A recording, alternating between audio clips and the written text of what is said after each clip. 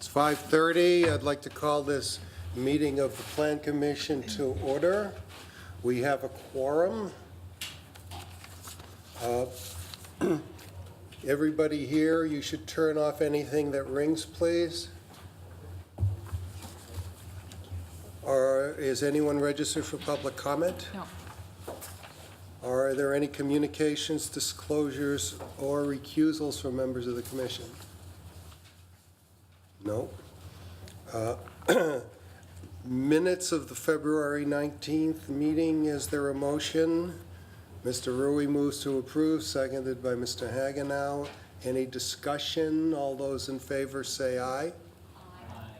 No. All those opposed, no. It passes. A schedule of meetings. Remember, we've got one more meeting in March on the 19th and two in April on the 2nd and the 23rd. There is a special work session on Monday, March 12, and another one on Thursday, April 12. Routine business. Mr. Rui? I had a question on the starting times on those. We had been doing starting at 5 o'clock. Is there any reason for 5:30? I think it was the room availability that drove the 5:30 time, but can double check and confirm via email. Okay. Is there a preference that if we could start at 5, to start at 5? Well, I would prefer 5, but I don't know about anybody else. Mr. Hagenow looks like, no? Okay, okay. Okay. My assumption is that it'll need to be 5:30 based on room availability, but I'll send out an email Okay. confirmation. Thank you. Okay, I won't be at the March 12th. Routine business, item 1, Legistar 50643, authorizing the Director of the Department of Planning, and Community and Economic Development, or her designee, on behalf of the City of Madison, to execute a release of her restricted covenant limiting the use of Lot 14, St. Joseph's Plat, 2810 Coho Street. Is there a motion to approve? Moved by Mr. Hagenow, seconded by Mr. Rui. All those in favor say aye. Aye. Opposed, no. Passes unanimously. New business, item 2, Legistar 50625, authorizing the City of Madison Planning Division to prepare the Milwaukee Street Special Area Plan. Mr. McAuliffe. Thank you. So we're requesting authorization from Plan Commission as well as Council to proceed with the Milwaukee Street Special Area Plan. The planning area is roughly bound by, or as we are showing, is roughly bound by Fair Oaks, Highway 30, Highway 51, and south of Milwaukee Street, including the Woodman's property. The major properties also beyond Woodman's would be the Voigt property, basically on the corner of Fair Oaks and Milwaukee Street, the Swiss Colony property, as well as the Metro and Duran and the U.S. Postal Service properties. At this time, there's a lot of properties with a lot of different question marks. Obviously, the Voigt farm, as well as the Duran properties, are vacant. They will also, the Voigt farm will be coming into the city as part of the Town of Blooming Grove intergovernmental agreement. So it's important that we have a plan that gives this area some direction. The map that you're currently looking at is the land use recommendations that are contained within the draft comprehensive plan that is undergoing review at this time. And we hope this plan will kind of focus these recommendations a little bit more. The major project deliverables would be a more detailed land use plan with, as well as recommended street layouts where the appropriate open spaces, possible phasing, and also what are the designs of the major streets and the bike and pedestrian network. We'll be working with planning staff as well as parks, engineering, traffic engineering, and Metro. We've already had several communications internally with staff as well as some of the external stakeholders. We're looking at this as about hopefully beginning As soon as we have authorization wrapping up by the end of the year, it's a relatively tight time frame, but we believe we can turn around this process effectively. We've already begun stakeholder meetings in anticipation of approval, as well as some initial site assessment. We have a tentative date for the first public open house of April 12th. We also want to go beyond our typical outreach efforts, where we're looking at ways we can partner with Metro, getting additional signage on the East Transfer Point, because that is a major piece within the planning areas, as well as on buses. We've made contacts with the schools to hopefully get the word out to students and their families. Also, typically, as we normally do with mailings and email list and website. We hope to have that initial public meeting followed by some additional outreach as we begin to draft the concept. One of the ideas was to get to that second meeting sooner than later, so we can maintain the momentum of the plan. We typically see a fairly significant drop-off in participation after the first meeting, and we're hoping that keeping those meetings closer together will accomplish a much more engaged public participation. After the second open house, we'll make changes as necessary based on public comment and comment from other city departments and the Plan Commission. And we're hoping to begin the official boards, commissions, and committees review process in October with final approval in December.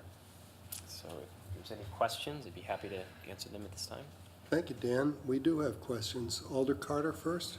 Yeah, I have a question regarding the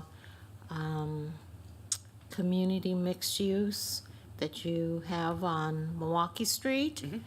And to the left of that, the way I'm looking at it, the high residential. So what are we looking at as far as types of buildings that would go there? And why not low residential across the street from low residential?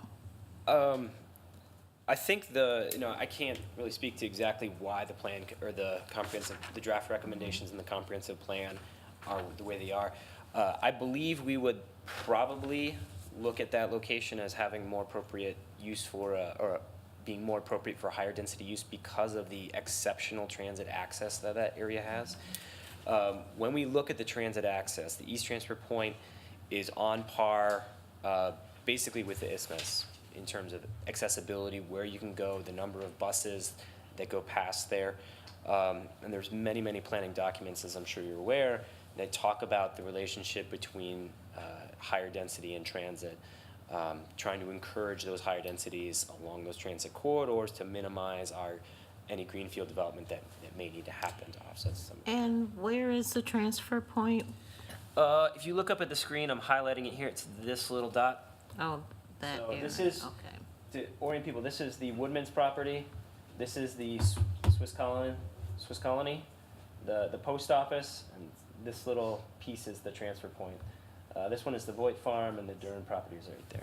And then everything behind that would be park? So most of that area is actually undevelopable. It's a combination The of wetlands, wetland. floodplains.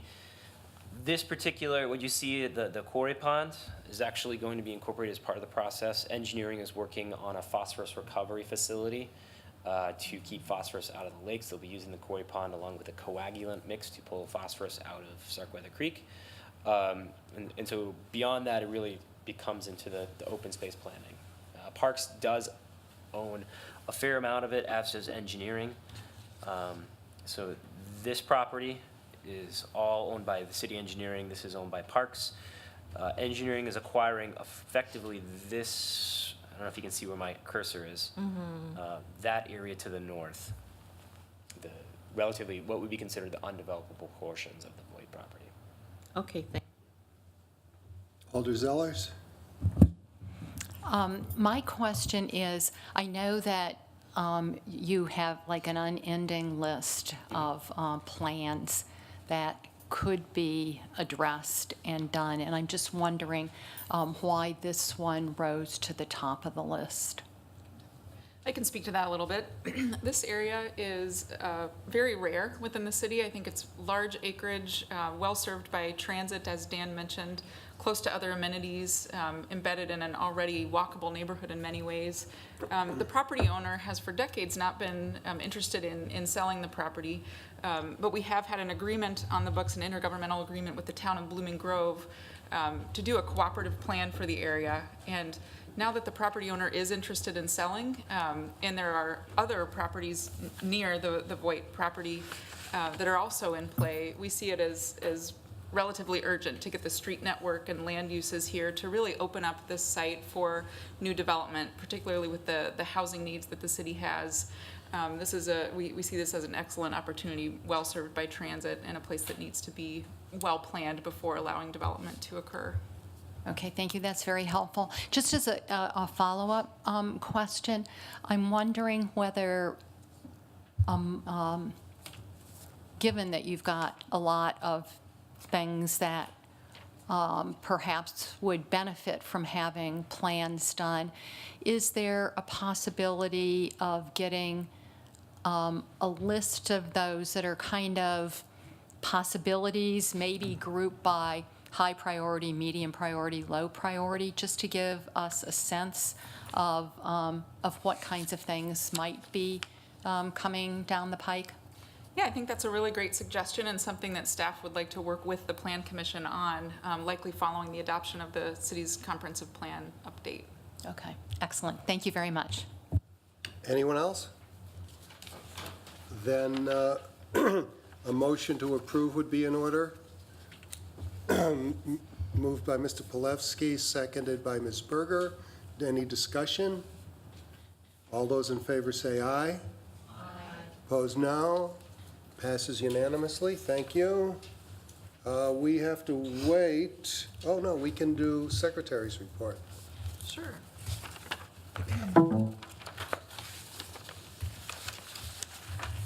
Okay, I'll just mention the first item at the March 19th meeting is the Birchwood Point subdivision, a new subdivision on the far west side with 130 single-family lots and 45 two-family lots. Skipping down to the April 2nd meeting, the first project listed on that list would change the face of the 700 block of East Johnson Street. It's a complex project involving demolition or relocation of 6 existing residential buildings for the construction of 2 new 4-story mixed-use buildings with a total of 54 apartment units. And it is being proposed in conjunction with another project further down on the list, 827 East Gorham Street, which would be a receiver site for relocated buildings. Let's see, the other one I'll mention, 2 others on that agenda. 566 Shave Road is the revised preliminary plat and the final plat for Eagle Trace, which is a subdivision on the far west side again, with 243 single-family lots that was recently approved by the Plan Commission in its preliminary plat stage. And then finally, I'll mention at 126 Langdon Street, the Plan Commission will see a demolition request for the Langdon 8-story apartment and dorm building, and there's no proposed use at this time, so it'll be a demolition in and of itself. Those, I think, are the most notable items on our next couple of meetings. Thank you. Thank you.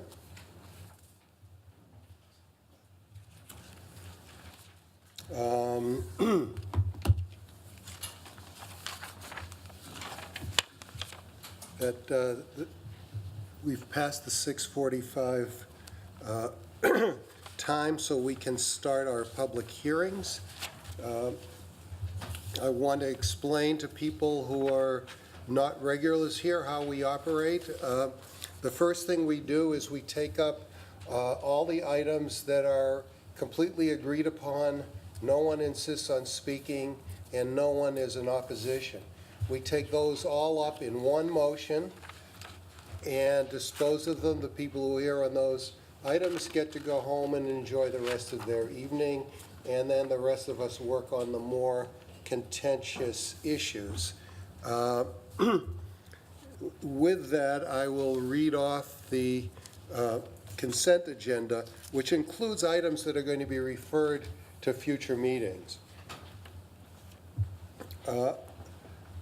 Starting with item 3, Legistar 50348, amending sections of the Madison general ordinances to permit health, sports club, fitness center, or studio as a conditional use in residential districts. Item 4, Legistar 50349, repealing and recreating section 28.132(2)(f) of the Madison general ordinances to prohibit egress wells from projecting into the sidewalk setback area on any plat approved after October 1, 1994. Items 5 and 6 are going to be referred to the March 19 meeting. Item 5 is Legistar 50129, creating sections of the Madison general ordinances to change the zoning of property at 222 North Charter Street. And item 6, Legistar 49807, a demolition permit for a single-family residence at 22 North Charter Street. Items 7 and 8 will be referred to a future meeting to be determined later, pending a recommendation by the Urban Design Commission. Item 7, Legistar 50130, creating a section of the Madison General Ordinance to change the zoning of property at 4802 Sheboygan Avenue. And item 8, Legistar 49928, approving the preliminary plat of Madison Yards at Hill Farms on property generally addressed as 4802 Sheboygan Avenue. Back to consent items. Item 13, Legistar 50225, a demolition permit and conditional use to construct an addition to a single-family residence in excess of 500 square feet on a lakefront property at 2702 Winona Way. We have one registrant, Jesus Abreu of Boreal Design Studio, in support, available to answer questions. And item 14, Legistar 50226, conditional use to construct an accessory building exceeding 576 square feet and 10% of lot area in the traditional residential varied 1 district with an accessory dwelling unit at 26 North Baldwin Street. We have Richard and Bethany Rudloff, 258 Division Street, in support, available to answer questions. And finally, a referral on item 15 to March 19, Legistar 50227, a conditional use for an outdoor eating area for a restaurant nightclub at 6405 Mineral Point Road. Ms. Berger, did you have something you wanted to say? Once you were done reading through, yeah, I just wanted to actually ask if I could remove item 4 from consent, just to ask a quick question on it. Remove item 4 from consent, okay? That will leave everything else that I read off. Is there a motion to approve the consent agenda without item 4? Moved by Mr. Rui. And the referrals, yeah. Seconded by Ms. Berger. All those in favor say aye. Opposed, no. It passes unanimously.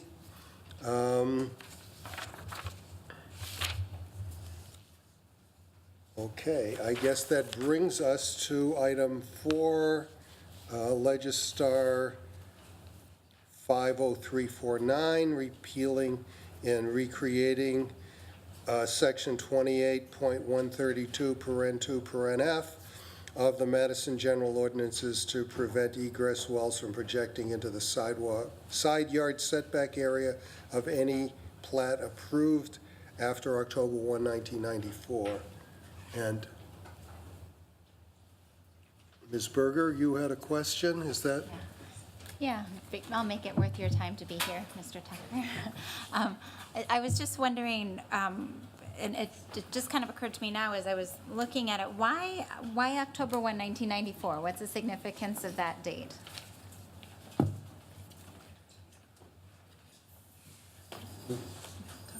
Okay. Okay, Mr. Tucker? Thank you. The question was why that significant date that was selected, that specific date? That is a date that was provided to us by the city engineering department at about the time that you would find subdivision plats that have the easements, the drainage easements found on the front side, or mostly the side and rear setbacks. That's about the cutoff point where they started requiring that on all subdivision plats from that point to today. Okay. All right. So it's something that kind of should have been done all along, but it's just clarifying it? No, the requirement really isn't so much about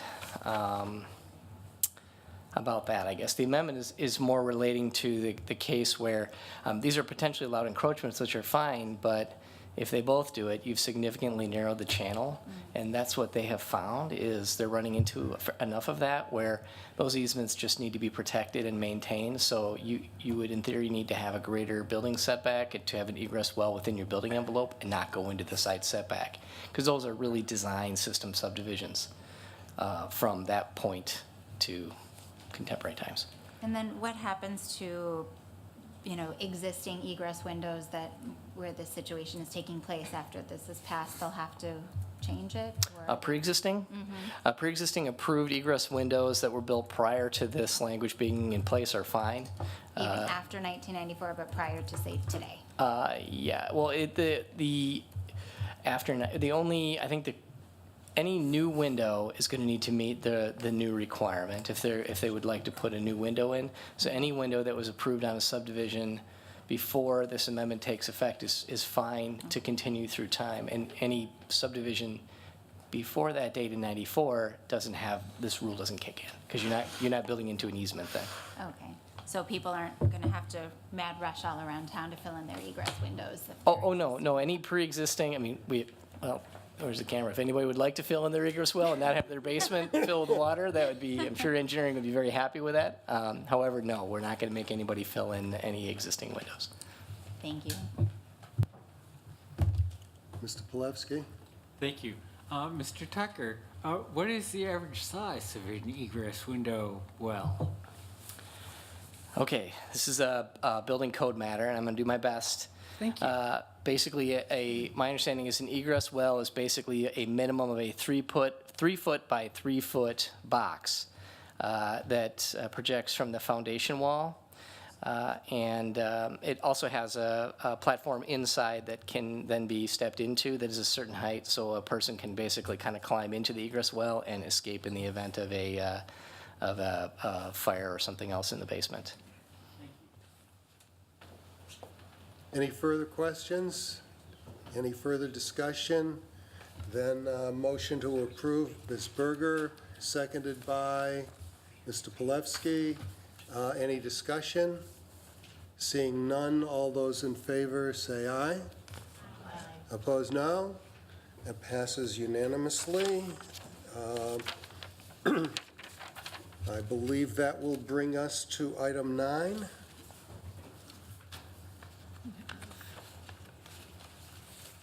At least 2 applicants wishing to speak and nobody opposed, so And nobody opposed? Okay. Item 9. 3 applicants.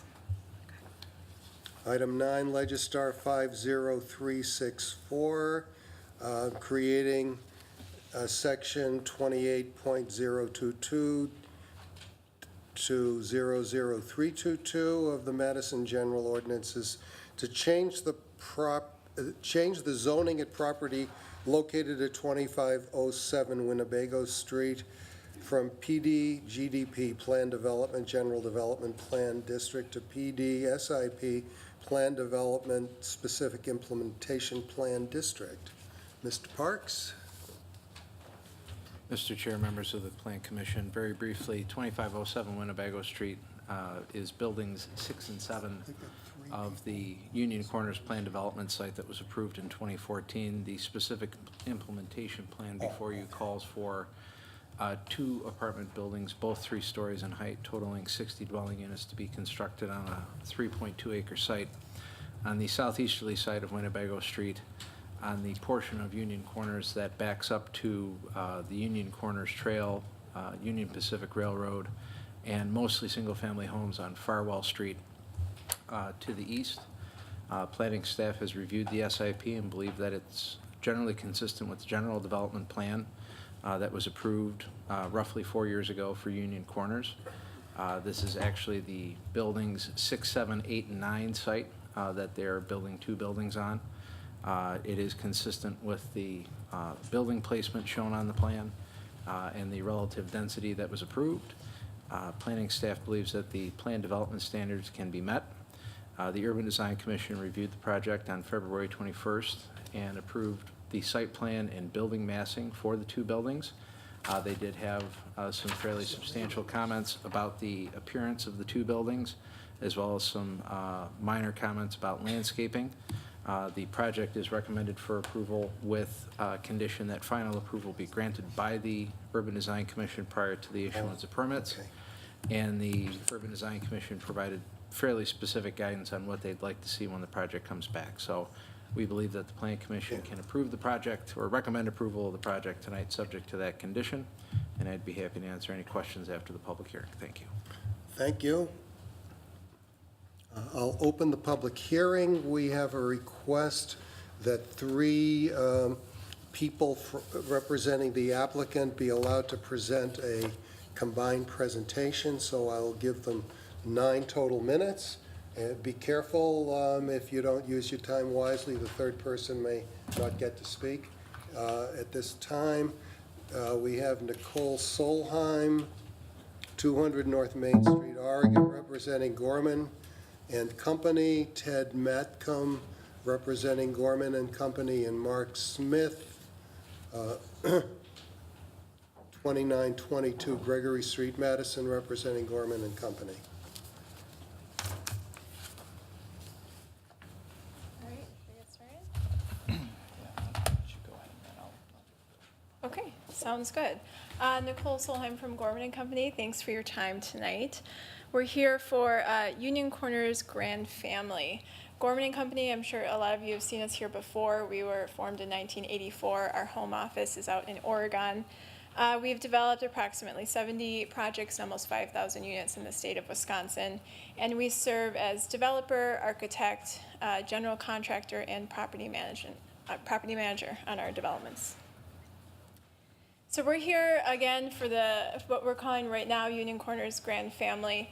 It's the 2nd residential phase, but the 3rd phase completed on Union Corners, which you guys have seen a lot over the last several years. UW Health Clinic is done. Carbon, which was buildings 4 and 5, was completed last fall and is fully occupied right now. And the site across the street is the Grand Family site. It's about 3 acres and what we're here for tonight. This development is targeted to grand families, kinship families, and multi-generational families. It's a growing population for a multitude of reasons right now, and it's a population that faces a lot of housing barriers. Often it's a situation that arises quickly. They're in need of affordable housing, having more bedrooms to accommodate their grandchildren or whatever children they're taking care of, and also need help navigating different resources, having services on site, which is actually why LSS, our supportive service provider, and they have an ownership stake in the development, is here tonight. They'll have service space on the 1st floor of one of the buildings and be available to help residents. Again, these are affordable rents. This was financed in part with WIDA tax credits, City of Madison Affordable Housing Funds, as well as Dane County funds. So 56 of the 60 units are affordable rents. They're all 2 and 3 bedrooms, and they range from anywhere from 30% to 60% county median income. Some of the development features between the two buildings, we'll have a large community room that opens up into an outdoor area with a community kitchen, supportive service space, again with LSS to hold classes, seminars, after-school programming, on-site management office, and a lot of outdoor space for gatherings and for play areas for kids. These are pictures of Carbon across the street. That's actually the meeting room where we have our neighborhood meetings for this project and others. And here's some example common areas of developments we have that have a similar kind of flex service space like LSS will utilize at this project. Our timeline, as Tim mentioned, the GDP was several years ago, it was recorded in early 2015. We had our first neighborhood meeting for this specific project in December of 2016, which was before we submitted to WIDA for tax credits and was going through the City of Madison funding process. We had our second meeting early last month and was at UDC a few weeks ago, and then are here tonight. Neighborhood feedback that we got at our 2 neighborhood meetings, we've had a lot of positive responses. Again, this plan is pretty consistent with what they have seen before in the GDP. And also multi-generational housing is something that's been talked about at this specific parcel before. So the neighborhood was very supportive of that. They had a lot of interest in the landscaping and outdoor play areas. I think that spot right now has become a sort of play area for kids in the neighborhood already. So in addition to a playground, they're looking to have kind of a natural play area, different topography. So we're working with different landscape architectures to come up with programming ideas for all of the outdoor space. Connections to the existing bike path was very important to the neighborhood, so we have a few meandering paths that connect to that, as well as to the bike path you can see here, which is behind Carbon on the other side of the building from Winnebago Street. Traffic calming was also something that came up. Of course, there will be a lot of people and a lot of kids on this, and so having something like a tabletop or some feature to slow down traffic as people utilize the plaza that is kind of the spine that connects through the entire Union Corners site was important to them. Kid-friendly features, so that outdoor space area that we were talking about, but also having indoor flex space for kids to play during the winter time and burn off some of their energy. And they also want to have more information on Lutheran Social Services and the kind of programming that they'll be providing on site. You're up. Yeah, advancing with the arrow. Sorry. The arrow. Yep, arrow, the right arrow. So this is an overall view of the site, and you can see the 2 buildings. We have one that's building number 6, that's kind of to the southwest corner. And it's a relatively modest scale building. It has 24 total units. It has 8 units per floor, 3 stories high. And then the larger building, building 7, has 36 units in it. Again, 3 stories. Not particularly large, but a little bit larger, obviously, than building 6. You can see they both front Winnebago Street in a very positive kind of way, which I'll describe further with the next 2 slides. And then you can see where we have the room on the site is where we're going to have the major playground, kind of the programmed area, if you will. That's kind of nicely formed by the inside L shape of the larger building. Behind building number 6 and toward the bike path, and kind of terminating that central spine that goes all the way through Union Corners is going to be some mounding there that's 3-4 feet high above the surrounding grade. I'm not sure that we have quite the right name on it right now, but we'll come up with something a little bit better. Moving on, you can see the meandering type of paths that we're proposing, and that we do actually connect to the bike path in a couple of locations.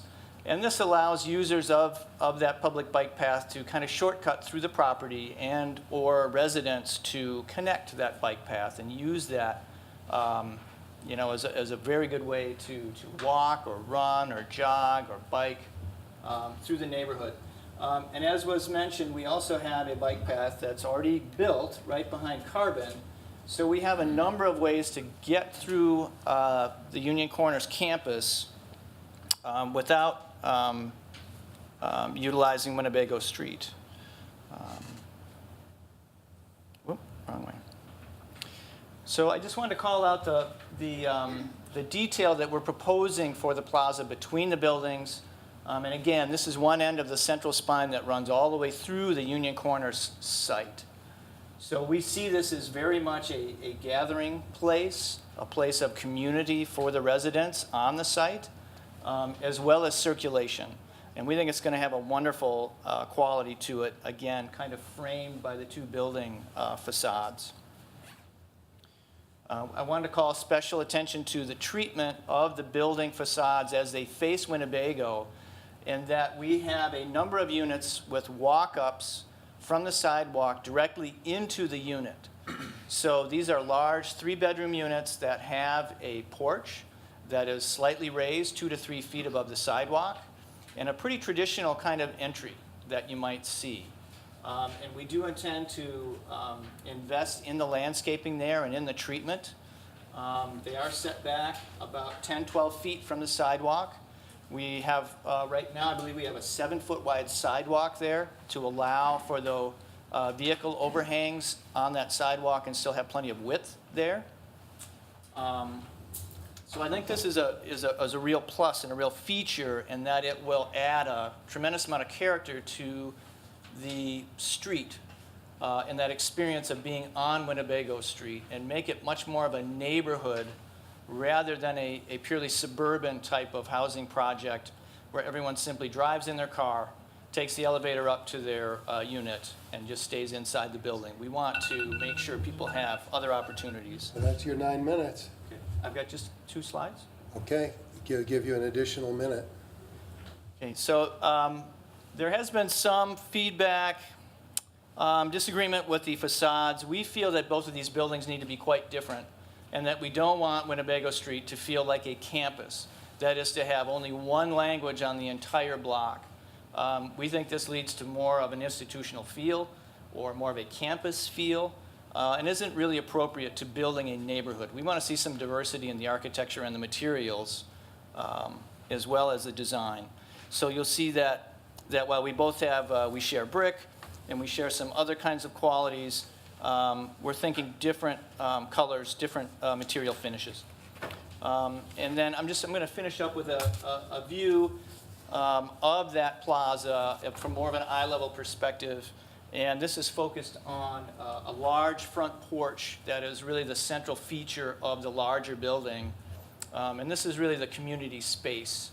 And so we're hoping that we provide both inside, kind of inside-outside space underneath that porch roof, and then a purely exterior experience in the plaza as well.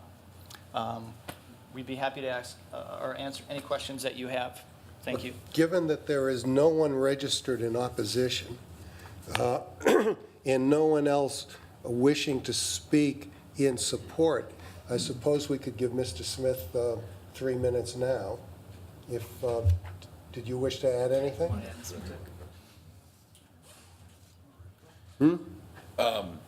Ted Madcom, the market president, Gorman and Company. Thank you very much, Mr. Chair.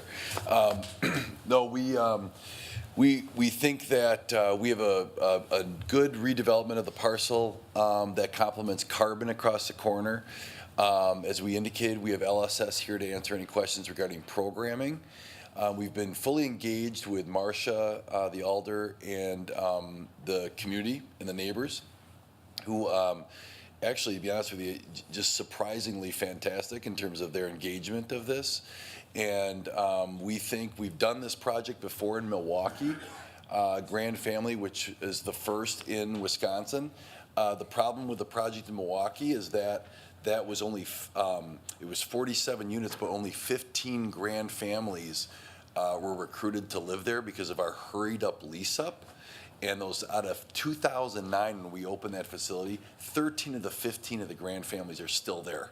They are a tightly knit community. They all occupied the 2 and the 3 bedrooms. The problem is there were 1 bedrooms in that community where grand families can't live. So what we did is create this development, which was all 2 and 3 bedrooms, to get exclusive grand family and start that lease up right now when we get our approval to go. then we're going to engage all the nonprofits and the recruiting kind of agencies that deal with grand families and make that list on the day that we open full. And that's what you have to do for grand families, because it takes a longer time. Sometimes there's seniors that are taking care of their grandkids, and it takes just a little longer for them to kind of lease up, and you need that lead time, which we learned from Milwaukee. So hopefully this thing will be an amazing community that'll be intergenerational for that parcel. We have some parking issues, I think, that we wanted to talk about. I don't know if you want to talk about that now or later, or. I think you can count on there being questions, so why don't we Okay. go, why don't we go to that? That's what I thought. Questions, Mr. Rui first? Thank you. I've got a number of questions. First, you talked about connections to the bike path. And what I see on there, it looks like sidewalk connections to the bike path, even though it's a bike path. How do bikes get to that safely without, and interacting safely with pedestrians trying to get to it? What kind of width sidewalk are you looking at to get to the bike path? So these are going to be about 4 foot wide, okay? So if you have someone who is, say, bicycling at high speed, they'll have to slow down. They may have to walk their bike a bit around some of these corners, which is okay. This is not necessarily a dedicated public bike path right-of-way through the property. It is a connection, and it does allow people to take a shortcut. Well, the point I'm trying to make is from carbon development, you're going to have people on bikes over there wanting to get to the bike path along the railroad tracks, but you're forcing them onto a 4-foot sidewalk. That creates a lot of conflicts. It's not going to work. You've got curvature that's going to slow down the bikes. My question is, at 4 feet, you can't even get a pedestrian and a wheelchair to pass each other. Yeah, again, And you've got some width issues on that. The curvature is fine to slow them down, but I would suggest you go up to an 8-foot wide, at least one of them, to get out to the bike path. Okay. And also for the connection over to carbon.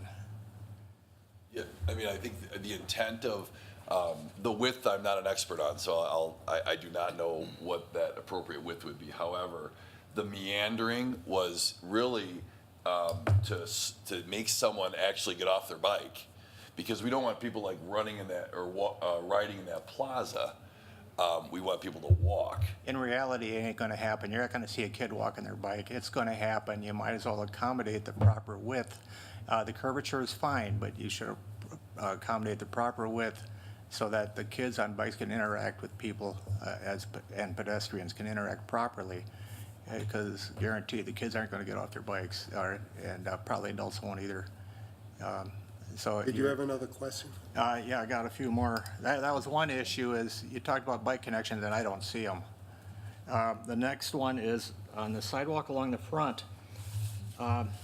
It looks like you've got, how are you handling those 2 sidewalks where the driveways come in?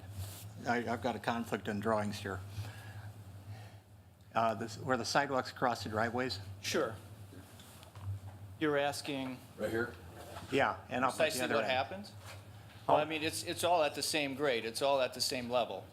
No, my question is, at least in one of the drawings, you made the driveway look like it's got curb and gutter, and the sidewalk has to come down to the driveway. You've got radius and you had radiuses on the driveway. I'm wondering what. Yeah, I guess I'm not seeing that. I mean, at that point, everything's going to be flush. It's not going to have a curve there. And you're not going to have radiuses out to Winnebago. It's going to be the standard driveway. Are you talking about the plaza? No, at each No. end. The driveways, I'm talking driveways. Yes. I saw one drawing where it looked like you had radiuses and the sidewalks might have to come down, have handicap accessible down to the driveway and then back up again. No. Okay. The other question I've got is, where are the street trees? So this is part of the kind of give and take that we are working through traffic engineering with our proposed parking on Winnebago. We're proposing another side, the south side of Winnebago Street, to have the back-end diagonal parking that is on the north side of Winnebago. So as you can see, there are street trees in our proposal right now. How wide are the islands that they're on? I can't tell you that off the top of my head, And- but and I know that they are sufficient per city standards. Well, We have had not one, but 2 meetings with city departments specifically on this subject, and we intend to make sure that they meet the standard. We've also discussed possibly having islands that only have the street lighting on it, and then have other islands that have only trees, so we don't have that conflict, and we don't have a future conflict with having to trim trees around light stanchions and that kind of thing. So before this gets constructed, we're going to have a very tightly that's coordinated plan. the reason I'm asking some of these questions is because I totally agree with your concept. I have a problem with some of the detail. That's why I'm asking. And I'll probably continue having the detailed problems. I have a problem with the diagonal parking. I drive through here a lot and bike through here a lot, and the street right now with the diagonal parking on the one side looks like a driveway with, it looks like a driveway in a parking lot. The street does. If you put it on both sides, it's going to be looking like a driveway in a bigger parking lot. And and it just doesn't look like the street it should be. You've made it not look like a street. It looks like a driveway in a parking lot. Without trees, the other side is very tree deficient. There's no future canopy trees. It doesn't look like it's going to fit well into the neighborhood long term. I also have a concern about, as an older person, backing in to parking stalls is a young person's idea. As you get older, it doesn't work for backing up. I cannot back into it without my back What? camera, so it is not an older person. So you're saying you don't like the back-end stalls? Well, I have, first I have a problem with diagonal. Second, back end makes it even worse. It's a great concept. It was a new idea 10 years ago. It's been practiced in a couple small scale, but it's just older people can't back up into a defined stall like that. Yeah, it's a city policy, I think, of the type of stalls you have to have. No, there's no city policy on backing up. We were required on Carbon to have them like that, and if you don't back up on them, you get a ticket. You get a $25 ticket if you don't back up on Okay, them. well, So, the issue is, with an aging population, backup stalls don't work. Do parallel stalls But- work? But anyway, my concern, and I'm going to pursue it, is it doesn't look like a street anymore. It looks like a parking lot. Okay, do you have a- And Well- I don't know how you can address that, and plus, you don't have any canopy trees. But that's not a question. I know it's Mr. not a question, I'm trying to, it's more of a dialogue. Okay, so Well, why I'll- don't you save it for staff at this point? Okay, fine, thank you. okay. Alder Zellers? Thank you. Excuse me, some of my questions were answered by that dialogue. I do have some concerns too about trees and making sure there's adequate trees. One, and I had a question about the angled parking. And what role do you see that playing? Is it to supplement the, 48 and 27 underground parking stalls for residents, or is it entirely for commercial? Yeah, it's, so on the Carbon, and thank you for asking that question. On the Carbon development, we have 19,000 square feet of retail, which is neighborhood retail. We are finding in the marketplace that we literally have 2 leases right now, which is, I can't, I guess, tell you who they are, but 2 leases that are contingent on this being approved for angled parking. And I'm not trying to fearmonger anybody. I'm just saying the marketplace is saying we don't have enough parking. And so we're trying to create this angled parking on the other side, trying to mirror kind of both ways, thinking that was the most acceptable way in our mind to try to create parking that would be satisfactory to the tenants that are going into the Carbon retail. The actual interest of people going into that retail is actually pretty high, But the parking is always the issue because this whole GDP was really developed with an intent of people walking within a neighborhood and biking.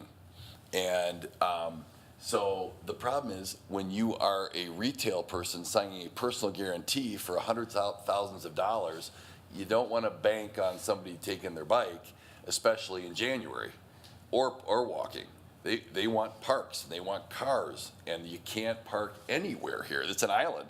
I mean, if you've gone through there, you have gone through there, this thing's an island. So if I don't create this parking on the angled on the other side, there's really no way. I mean, the only other way I could possibly do it is to kind of take this grand family parking lot where it says here. You have to stay close to the microphone. Oh, I'm sorry. I have a pointer, I can. Yeah, well, the one that's up at the it says, it's like a Surface lot, yep. 12 parking lot. I mean, if I expand that, which I do not want to do, into the community gardens or something, I mean, to me, that's right up against the neighbors. Why do we want to do that? So I thought that if we could do a safe type of additional parking on the street like we did at Carbon, that would be the most sufficient. But I will tell you as a developer, and I'm not just crying wolf here, that based on the market that I see on that Carbon site with a retail, I will not be successful on a quality type tenant if I don't have the parking.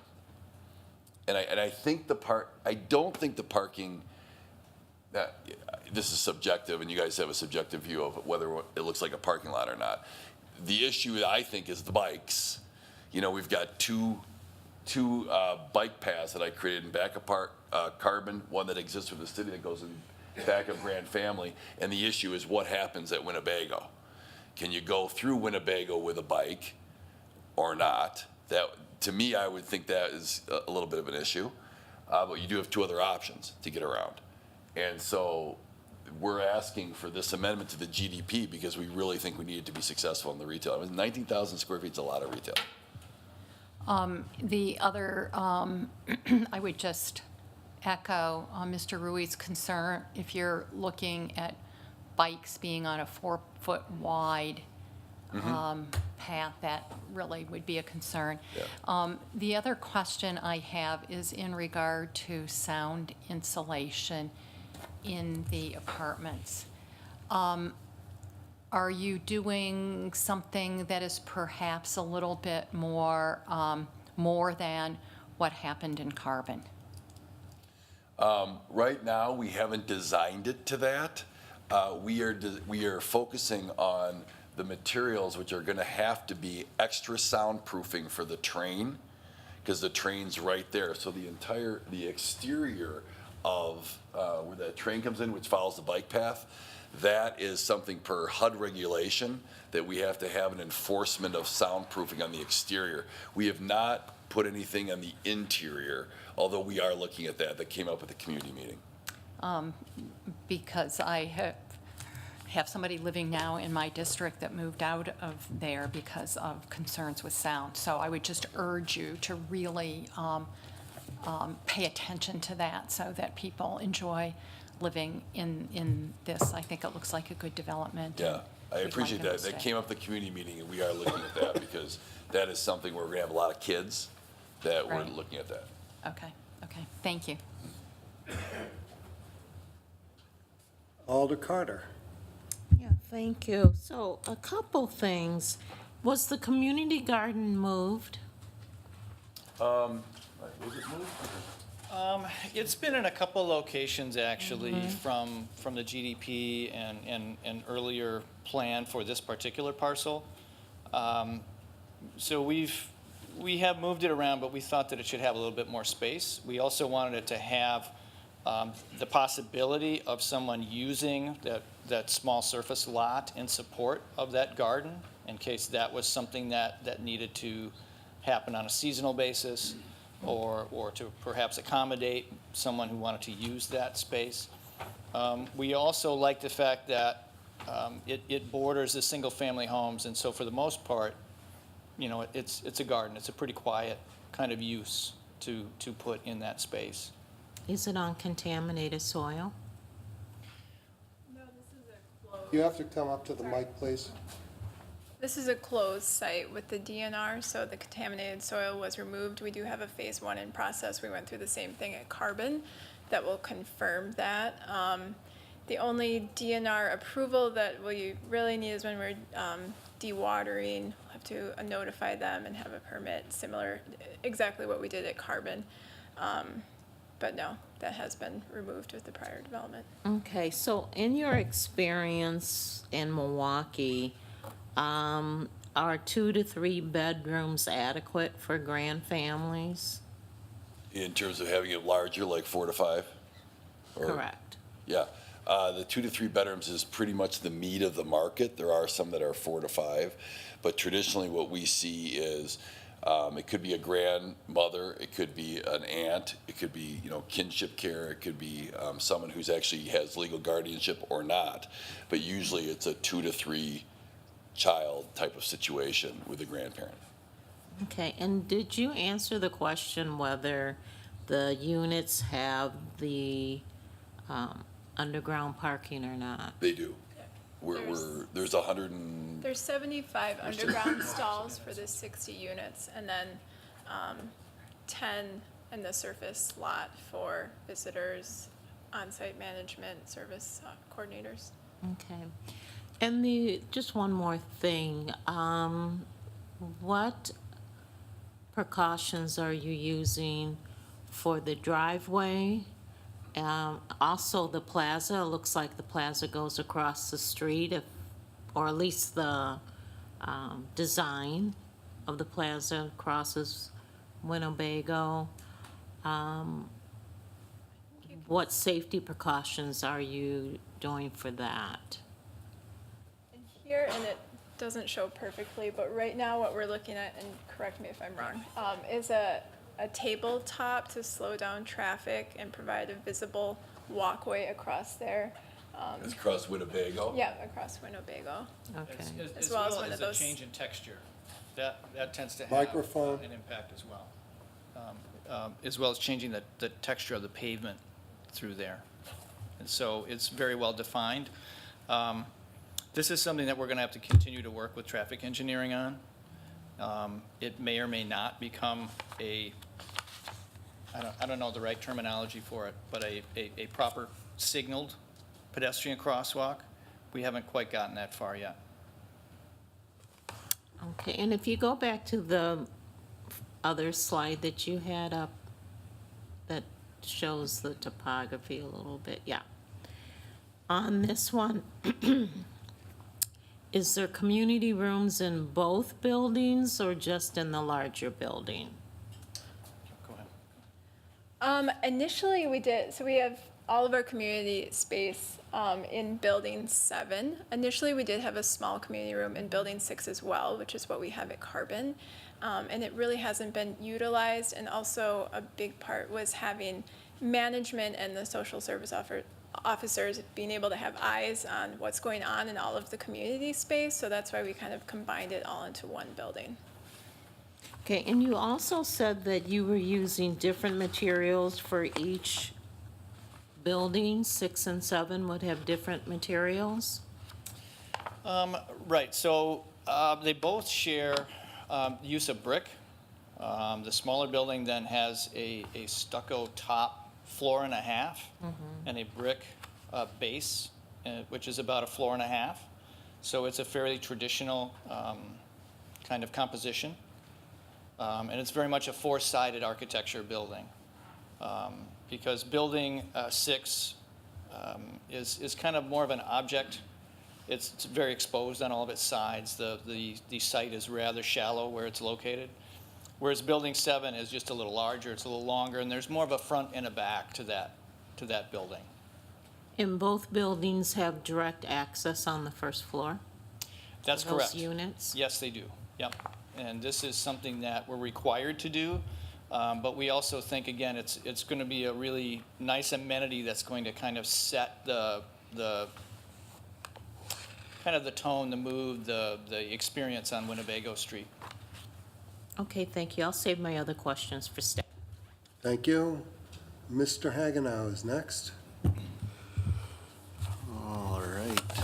Got a bunch of questions. So, any plans on doing any raised beds for the community garden area for people that may be in wheelchairs getting Yes, access? we were working actually with the neighbors on, because it's abutting their property. And they brought that up, but also they did bring up the possibility of taking the playground and making it more expansive into the community gardens. Because I actually asked the neighbors, would you guys come and use this? Or do you think the neighborhood would come and use this? And everyone in the meeting was questioning that. They said that they may not be using the community gardens. Would they rather have kind of a neighborhood play space for those properties that abut our property? Because there really won't be, we don't really love to have fences. It's like more of a more natural barrier, so could they, utilize something like that? I still think if you shrink the community garden space in half, you should still have some type of access for people that may be Right. in a wheelchair. And that's what we were So they thinking can- of. It's exactly what we were thinking. If we take the lower half and those first two quadrants that are up there, and that's immediately next to the handicap stall of the Yep. surface lot, so people could actually park and access those. Okay, Yep. all right. Boy, got lots of questions. Have you considered a footbridge over Winnebago Street versus the asphalt change? Anything like that? No? No. Just thought I'd ask. No. You talked about in Carbon, trying to keep the community space in just one building because you want to keep eyes on the space. Have you thought about using cameras or any kind of security system like that to help? How many cameras do we have for Carbon? I don't know how many, but there are a lot of views when I go into the office. We have a lot of cameras. The issue was for this programming space, like after-school programming, the things that we do for seniors on site. It really, in Carbon, we have these two buildings, which you can't really see there, but one of them has its own community center because we thought each building should have its own identity. What we're doing at Carbon is we're taking the community center that's kind of the offshoot, and we're putting it into a toddler room.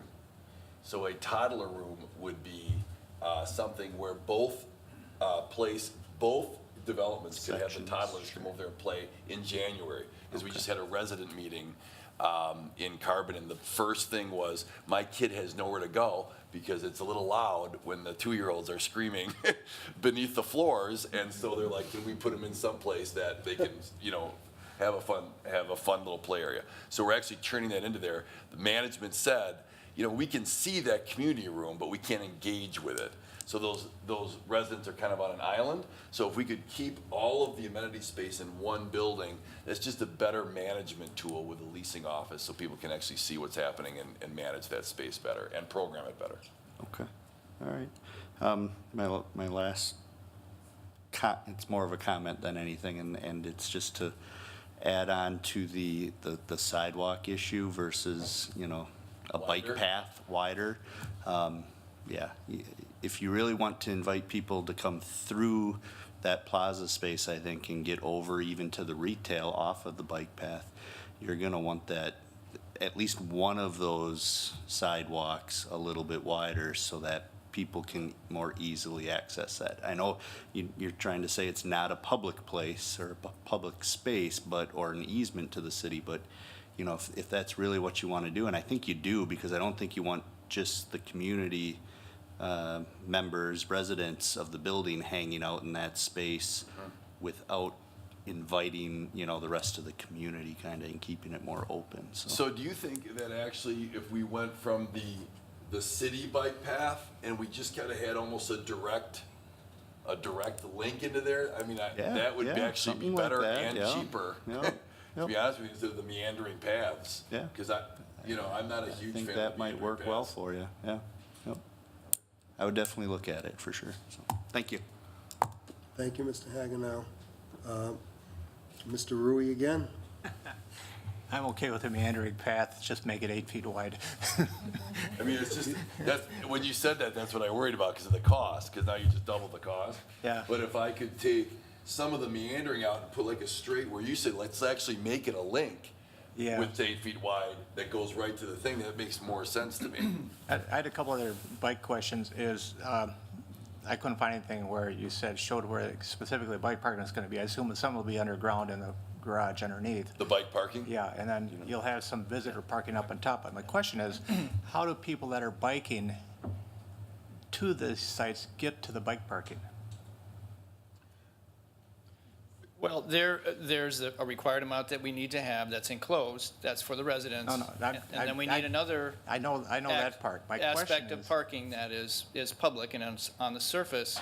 And the idea is then that we spread those places where you can secure your bike, we spread them around the site. And if you go out to Carbon, I think you'll see that. They're both on the street side and on the plaza side, on the bike path side. And we will be doing the same kinds of things here. They look like bikes. I don't know if you see. yeah, I've seen them. I've been out here a lot. There's some nice amenities out in that area.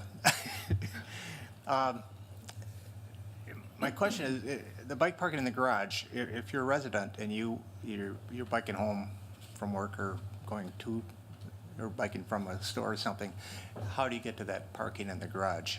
Well, you can either use the ramp and your fob. But how do you get to the ramp? And use the overhead door, just How like do a you get to the vehicle. ramp?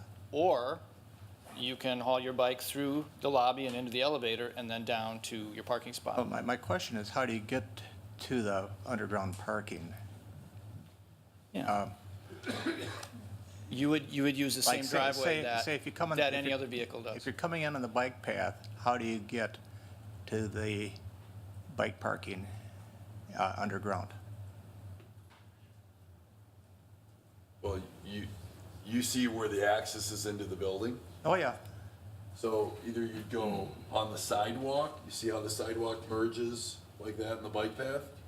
The sidewalk comes in and down, or if you're coming the other way, from Winnebago, you'd use that sidewalk. The sidewalk is a sidewalk all in front of it. I know that. One of my goals is to keep, ironically, I told you put bikes on the one part, but another goal is to not have bikes have to be on the sidewalk to get to their parking. Oh. And I'm just wondering how you'd accomplish that, especially coming off the bike path, and I think you've got grades going underneath, so that creates a problem. There will be a marked bike path on Winnebago Street. Yeah, that was my next question, is after the diagonal parking is in, how wide is Winnebago going to be? The same as it is existing. I don't know off the top of my Yeah, head, but it's painted yeah. right now. We're cutting in, you know where that curb is right now? Where it looks like it's kind of stunted there? We're cutting all the way into that for the Yeah, underground. my question is, when What's you're the done, width of the how street? wide is that going to be? I would have thought you've had that thought out. Yeah, I think I don't know if we do or not. The drawings that you see are accurate. I don't have a number. I can't tell you that it's 72 feet, 3.5 inches wide. I don't have that information, but I can tell you that what you see is dimensionally accurate. It's gotta be the code, I'm sure there's a city Yes. code that it has to be a certain width, and we'll work with that on Well, staff to get So, traffic. so what we did to create the space for the parking is that we moved the buildings back further onto the property so that we've kept the same street width for traffic is the same as what we have right now. So Yeah. we are essentially, we're using some of our site to accommodate the diagonal parking versus the parallel. Yeah, this is where I'm having trouble with numbers and trying to figure out if it's going to work, and you're not providing the numbers. And I don't have a skill with me to figure out what you're telling me. The other question is, do you need the diagonal parking for this development? For Grand Family? Yes. No. Okay, stop it right there. Yep. You don't need it for Grand Family. Okay, thank you. Ms. Berger? Hi, so just a kind of a smaller question.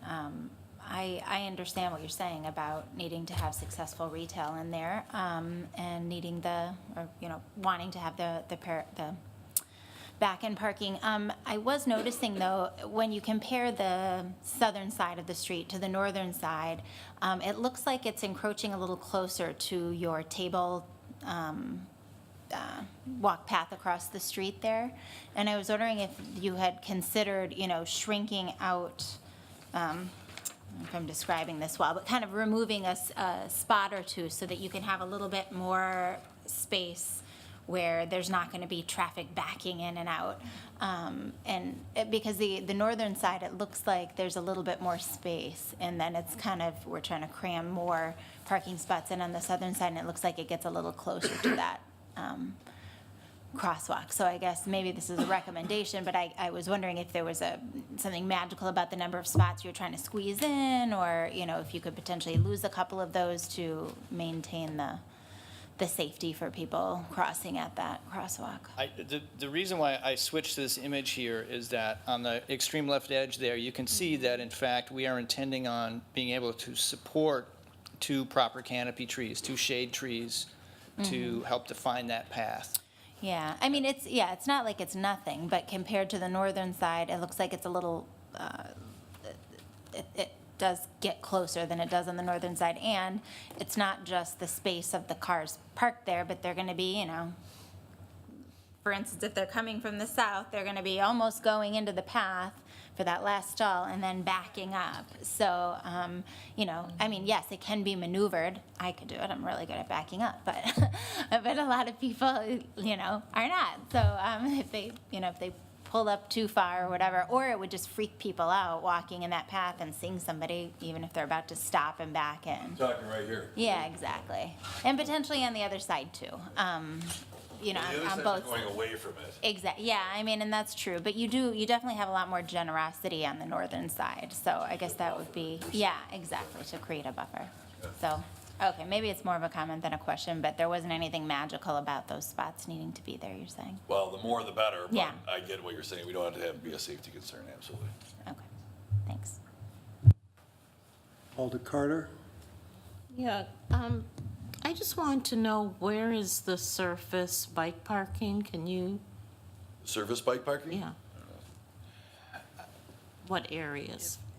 It may be on a drawing that is in your set that was submitted back around the first of the year. The best that I can tell you again is that it is going to be distributed on the Winnebago Street side, in the plaza, and at the end of the plaza there toward the bike path. So that it's kind of on 2.5 sides of the building. And it's going to be, again, it's going to be distributed. So we'll have, I don't know what Carbon, how many do we have? Usually like 5 or 6? 5 or 6 places to secure a bike, and those are usually 2-sided, so they'll accommodate 10 to 12 bikes. Thank you. Mr. Hagenow? So I'm gonna bring bikes up one more time. I'm not sure if the bike path continues down Winnebago Street, but is there any plans on treating the bike path to differentiate that so that cars, before they go to pull out, at least know they're crossing a bike path and may think to look both ways before just pulling out in front of a bike? So you had to bring that up. Sorry. No, that's the issue. So, right now, if you go there, you see the bike path that's on the right side of Winnebago, which in a sense stays there. Now, how we would demarcate that to make it stand out, that would be kind of a city staffing kind of issue to make, and the bike commission, which, and then we're gonna take that curb and go into our site to create so in other words, you'll have and of course it'll be to code and everything, but we'll take that curb and move it into our site to accommodate the angled parking. But that path still is there, okay? So the issue to me, as just a person who would bike, is, do you want to bike that way? If the cars are coming out this way, they're backing out, in a sense, if you're coming this way, away from you. You know what I mean? Like you're going like this. That'll have to be something we have to work out. Yep. Okay. It's not optimal. I mean, I said, can we remove that as an option for bikes? And everyone went, don't do that. Because I have 3 options for you to bike. That was, I created a bike path in back of Carbon. We have a bike path here. Do you want to tell somebody to go this way down Winnebago when the cars are coming like this? And then the thing is, oh, no, let's preserve these 3. I think it would be very unfortunate if we came to a decision that said we can't have the parking because it's unsafe for the bike path in the middle when you have 2 other options. That's what I'm afraid is going to happen, and I hope it doesn't happen because I really do need the parking. I wouldn't be up here saying this if I didn't, because I know it's an uphill battle.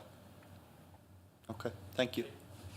Sorry, but they do all end up in the same place. Sure. All right, It's the thank corner you. of Winnebago and Milwaukee, so. Anyone else? Okay, thank you. I have a registrant from Lutheran Social Services, but it doesn't have a name on it. The person who signed it, the signature's not legible. I can't call on an organization. If the person who signed this is here, please come up and then give me, or you're available to answer questions. I still need a name for it to count. If the, yeah, it says your name.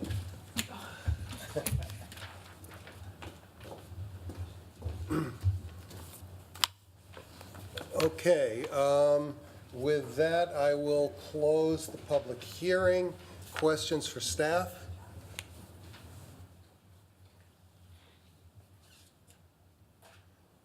Mr. Rui. I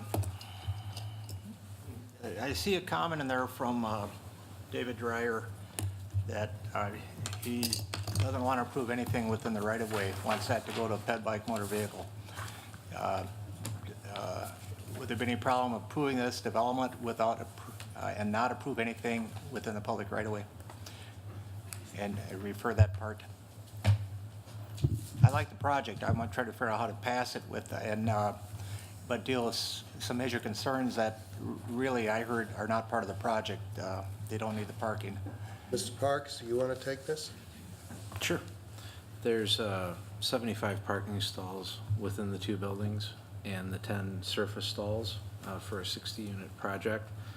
So that's better than 1 parking stall per dwelling unit, which would be at least on par or slightly better than average for similar projects that we've approved in recent years. So from the standpoint that the project, the specific implementation plan in front of you is adequately parked, we feel that it is. I guess the question I've got is I guess we've always heard that we can't approve anything within the right-of-way anyway. Every time they want to, somebody wants to put bike parking on the public right-of-way, we can't specifically approve that in planning. And I would assume that would apply to all this car parking also, that as a plan commission, we should not be approving the public right-of-way part of this project. That's correct. What you see on plans for every kind of project that comes before you that shows the public right-of-way, there's obviously an interface between the right-of-way and the private property that is the province of the Plan Commission. And so those items in the public right-of-way are not directly related to what you're approving, but they may be relevant to or provide some additional information or color to what you're approving. But there's almost always a condition, typically from city engineering, that improvements in the public right-of-way are not approved by the Plan Commission, that they're approved by the Common Council following a review by the Board of Public Works. And that's the same as would be the case for this parking in Winnebago Street, whatever form it takes. So we could make a motion to approve specifically for the private property part of the development. That's the only action that the Plan Commission is I don't ever want, taking. my concern is we're implying that we approve the rest, and I'm not sure, I have an issue with approving, the implication of approving the entire project. If the Plan Commission wanted to include a note in its motion, not a condition, but a note that you're not giving any approval or taking a position on the parking in Winnebago Street right-of-way, you certainly can add that Okay. clarification. Trying to find a ways that I can say yes, and deal with the public right-of-way in a different manner. Well, I mean, if we can offer language. I mean, I think it could be Okay. as simple as recommending approval to the common council subject to the conditions and the materials, et cetera, with a tacit clarification that you're not approving anything in the Winnebago Street right-of-way related to parking. Or configuration also. Or any, however you want to qualify it. But, I mean, whether it's parallel parking, no parking, it isn't necessarily a direct action of the Plan Commission to Okay. take. Thank you. Thank you, Mr. Rui. Alder Carter is next. Yes, Mr. Parks, can you tell me what the standard width is for planting trees on the terrace? Do we boy. know that? They, Not that we could say specifically. It would tend to depend on the order of street, whether there's going to be any underground utilities, the type of tree that the city forester believes can be supported, whether or not, if it's going to be close to a sidewalk, whether there's going to be a tree grate or no tree grate, whether the terrace is going to be hardscaped or grass, and probably beyond the confines of what the Planning Commission would typically dictate, but there's just a lot of variables on Right, whether or and- not there are trees, and if so, and I where. noticed that there's no comment in the staff report by forestry. Is that necessary, or should we just assume that standard is standard? Condition number 56 on page 11 notes that additional street trees are needed for the project. All street tree planting locations and tree species within the right-of-way shall be determined by city forestry. They typically are rolled into Parks Division comments because that's the home agency for the city forester. Okay. Also, can you tell me whether or not, when you review this, were you comfortable with the locations of the amenities that they have in their drawing, in their rendering, because I don't have the rendering in my packet. I wouldn't say Or- that it was a focus of the staff review. I would say Okay. that the landscaping plan is pretty generous. The incorporation of community garden plots on the site for whether it's the tenants or residents of the larger community would be something that would be pretty, well, not expected, but not surprising in this neighborhood of the city. And that they're including a playground, which is pretty consistent with other family supportive housing that we've seen developed in recent years. And does Matt Tucker, I was gonna ask him this question, looking at the lighting for the parking lot and safety issues, since there's going to be children here, and security issues with the building, did he make a comment? Zoning, building inspection? Yes, condition number 50 is just sort of a blanket nod to section 10.085 MGO that talks about outdoor lighting standards. Because this is a planned development, lighting is frequently something that the Urban Design Commission opines on, both the fixtures to be used and the light levels. So there's sort of a concerted effort between the Urban Design Commission and Building Inspection Division, who enforces the lighting standards, to make sure that it complies with code in an aesthetically appropriate manner.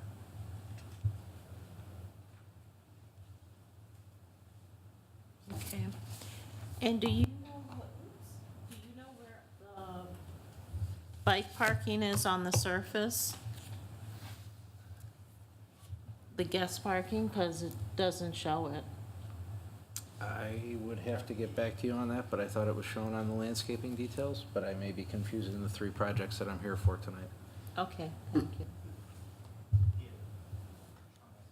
Mr. Polewski? Thank you. Mr. Parks, I'm maybe misreading this, but I'm looking at the boundary and topographic and utility survey that's included in the packet from JSC surveyors. And it appears to me that the farthest point of Winnebago Street from East Washington Avenue is approximately 320 feet. Is that correct? I have no information to contradict that. Just we're talking about the distance between East Washington and Winnebago Street where they're parallel. Yes. Yeah, I would say 320 looks about right. Thank you.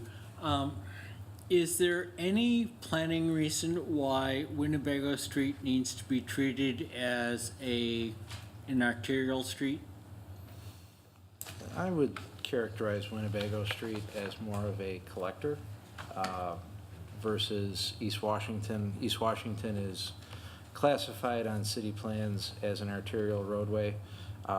Winnebago Street, more of a collector in terms of vehicle trips per day along its length, width, parking accommodations, how we would fund reconstruction of it, et cetera. So I would say that Winnebago Street, both through the site and along its entire length, is more a collector street than an arterial. Does, Mr. Parks, do you know whether the city has any plans to change the character of Winnebago Street to take traffic from East Washington Avenue as referenced? No. Let me rephrase that. Does the city have any plans to remove traffic from East Washington Avenue onto Winnebago Street to reduce travel on East Washington? No. Does the city have any plans to increase traffic on Winnebago in order to reduce pressure on East Washington? No. No. I think that traffic on Winnebago will definitely increase from what it is today with the advent of proposed development, but it would not be any sort of a convenient alternative to East Washington Avenue. Would it be fair to say then that the city intends Winnebago to serve this particular area and not be a commuter route? I think that's the expectation, looking at where it connects with Milwaukee Street. And yeah, I don't see this as a viable, convenient alternative to East Washington. Thank you. Anyone else? Any additional questions for staff? Then a motion. Ms. Berger? Sure. So I would move approval of the proposed use to the specific implementation plan. Is that all I need to say? Thank you. I'm Is not there a- Brad, I'm not used to these. Is there a second? Seconded by Mr. Polewski. Mr. Rui? I'd like to add the comment in the motion that we're not doing any implied approval of anything in the Winnebago Street right-of-way. Is that friendly? Okay, without objection, it's in? Then one more request that the developer improve the connection from the Union Corners bike path to the development, as we've discussed. 8 foot would be a nice width. The Union That's a Corners bike path request. is 10. What? Request, is that Yeah. correct? Okay, is that acceptable? Okay, that's in. Anything else, Mr. Rui? No. Okay, thank you. Any further discussion on the motion? Alder Carter first. Yes, I just want to, and I think you're going to do this, but to look at the 2 parking spaces on the side of the plaza going across Winnebago for safety concerns. You're offering that as a friendly amendment? Yes. Without objection, that's in. Ms. Berger? Yeah, no, thank you, Alder Carter, for adding that in. Yeah, if we could, yeah, just widen that a little bit, that would be great. And then I was just gonna speak to the motion and just say that I think that this is really exciting. I'm looking forward to seeing how it goes, and it sounds like there's a good plan in place, and yeah, that's all. I think it's good folks involved, and an interesting concept, and looking forward to seeing how it evolves with UDC as they tweak the design. And I personally am not so averse to the back-end parking being on there, because I do think that we put commercial in a tough spot sometimes when we don't have enough parking for them to be successful. So I know it's a tricky one, but I personally hope that works, even though it's not in our purview this evening. So thanks. Thank you. Mr. Rui? Thank you. I just wanted to point out, and hope these particular departments carry through, is condition 34 and condition 57, that those particular departments follow through on their issues on the right-of-way. And another comment, I wanted to sort of not agree with the back-end parking.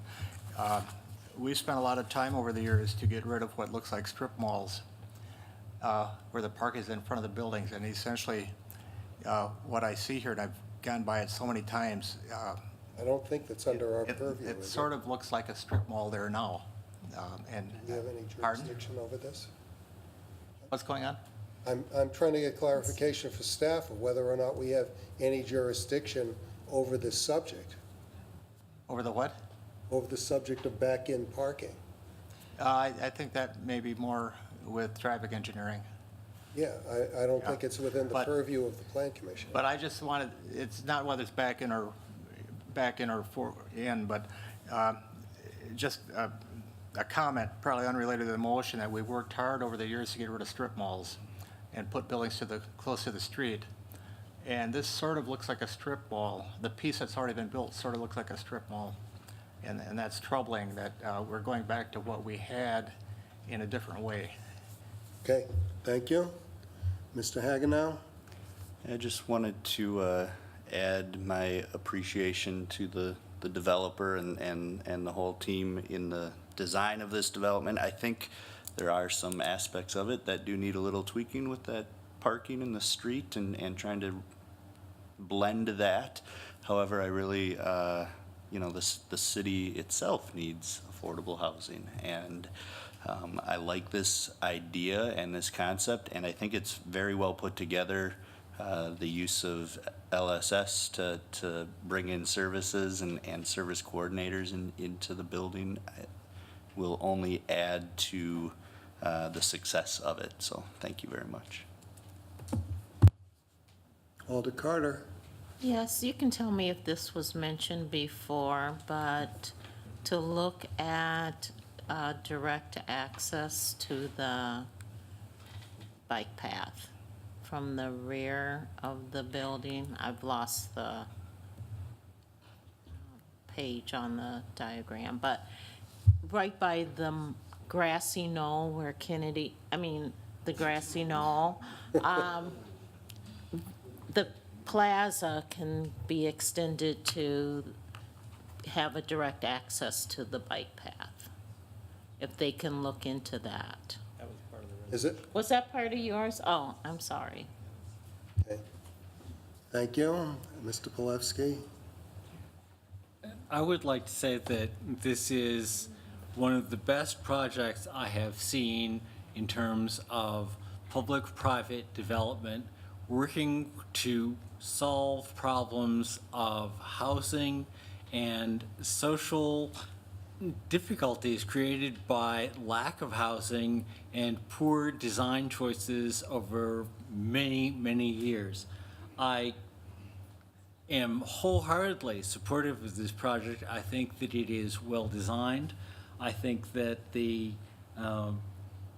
developer has done an excellent job of balancing the private use of this particular piece of property while maintaining connections to the public amenities along the way.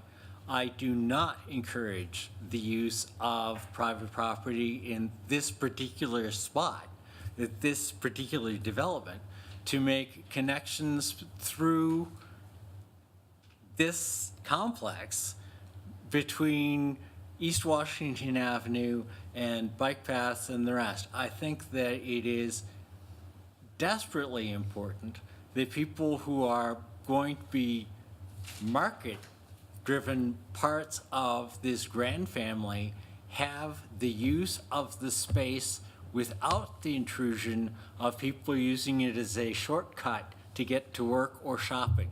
This is supposed to be the homes for these people. It is not supposed to be a connector to the bike path from East Washington. It is not supposed to be a way to shortcut your commute. It is supposed to be the home of these people. And I do not encourage the use of making big, wide bike paths in here. Yes, there will be some conflicts with people who are rude and using this as a shortcut to avoid using the public rights of way, but that does not mean that we should encourage it. And I urge the developer to consider the request for an 8-foot bike path as a request and not a command, because this is supposed to be home for people, not a apartment complex that is an imposition on the city or people who want to bike to work or shopping elsewhere. Thank you. Thank you, Mr. Polewski. Anyone else? I just want to add a couple of words of compliments to the developer. I think what we have at the moment is a unique project. But I hope it doesn't stay that way for long. I think this is, just such a good concept, and I hope that it works enough that we have more demand for similar projects in the future. And so I wish you the best of luck with this, and thank you for bringing it to us.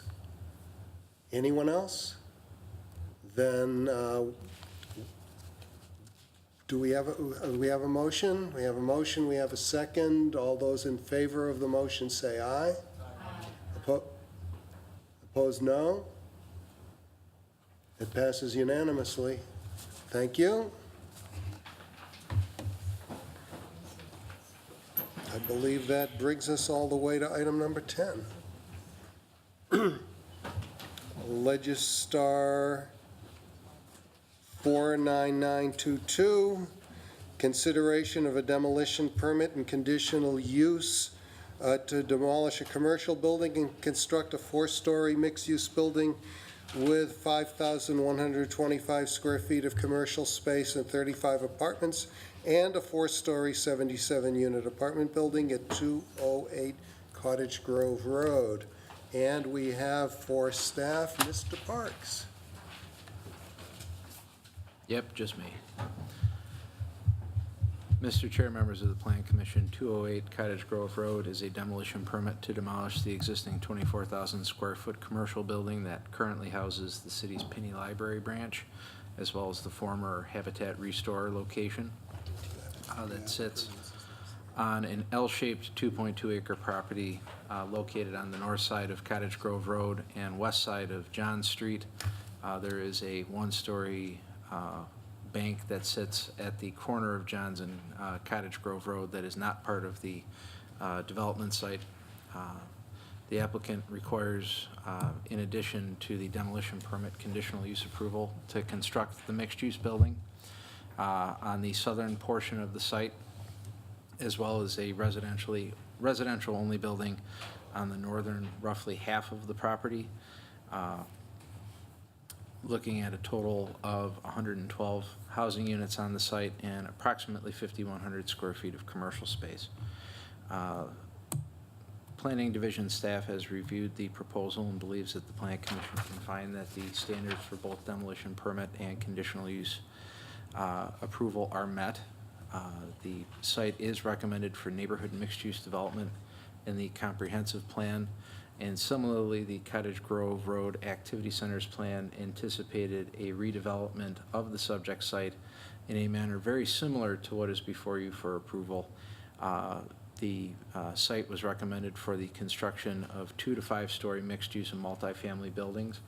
There is an image in the activity centers plan that shows 3 buildings on the site, with none of the buildings exceeding, I believe, 3 stories, but the height of the proposed building and the general massing that they're proposing is certainly supported by the plans. However, you will have received both at your places tonight and in the materials that were provided to you on Friday, a number of comments related to the physical development of the site. And the 2 buildings that are proposed are significantly different than what has historically occupied the property. And the Plan Commission is asked to consider the proposed buildings in the context of the shifting nature of the site, the anticipated higher density development that first the comprehensive plan and later the Cottage Grove Road Activity Centers plan anticipate, and determine whether or not they feel that the proposed buildings meet the condition or the standards for approval. Planning staff has worked closely with the developer over the last year on designs for the site, as well as more recent discussions about making some refinements to the architecture of the building. And we do feel that the project can meet the conditional use standards. And I would be happy to answer any questions after the public hearing. Thank you. Thank you, Mr. Parks. I'll open the public hearing. The first registrant is Mark Hammond, 2108 West 74th Street, Wauwatosa. In support, wishing to speak.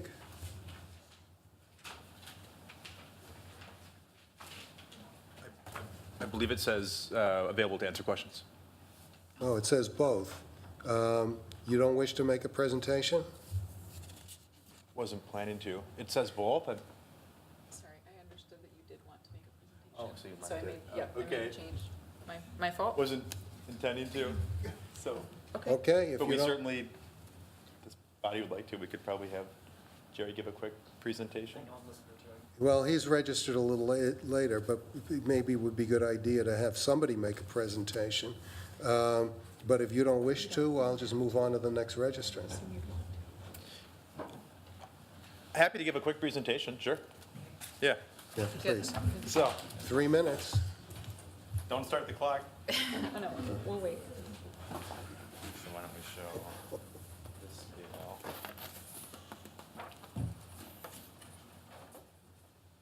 Yeah, you'll have to stand close to the microphone because this is on TV. Sure. Yeah, so I'm Mark Hammond with MSP Real Estate. So we are a developer of affordable housing, been doing it since about 1991. So we currently have a project that's in the works on the west side of Madison, which is a 58-unit senior project. This is a 112-unit multifamily project. We started working on this about a year ago now. Kind of early on in the process, we're aware that there was a Cottage Grove Activity Center planning going on, so worked closely with staff to ensure that our kind of early conceptual designs were consistent with that planning effort. I also attended the kind of final neighborhood or Cottage Grove Activity Center planning meeting to kind of help get a better sense of what the goals were and objectives and kind of what the general sentiment was from the neighborhood, the participants, as well as planning staff and engineering staff who were involved in that process. So kind of from a very early on, we tried to ensure that we were consistent with what was being proposed in that plan. I don't love disagreeing with Tim.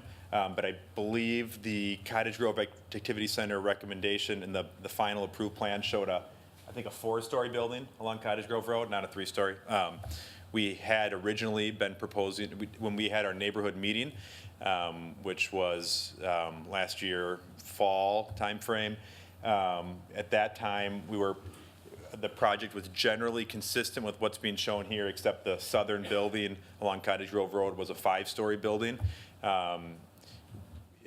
Really, the only feedback we had, and it was just from a few neighbors, was that, boy, we love this project, we think it's a great use, but does it have to be 5 stories along Cottage Grove Road?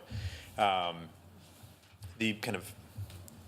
were some changes in terms of how WIDA structured their tax credit equity, and it's a little complicated, but long story short, we originally needed that density to kind of have the project work, but when WIDA made some changes in terms of how they allocated credits, it then became possible to reduce our unit count, to reduce the height of the southern building from 5 stories to 4 stories. So that's what's being proposed here.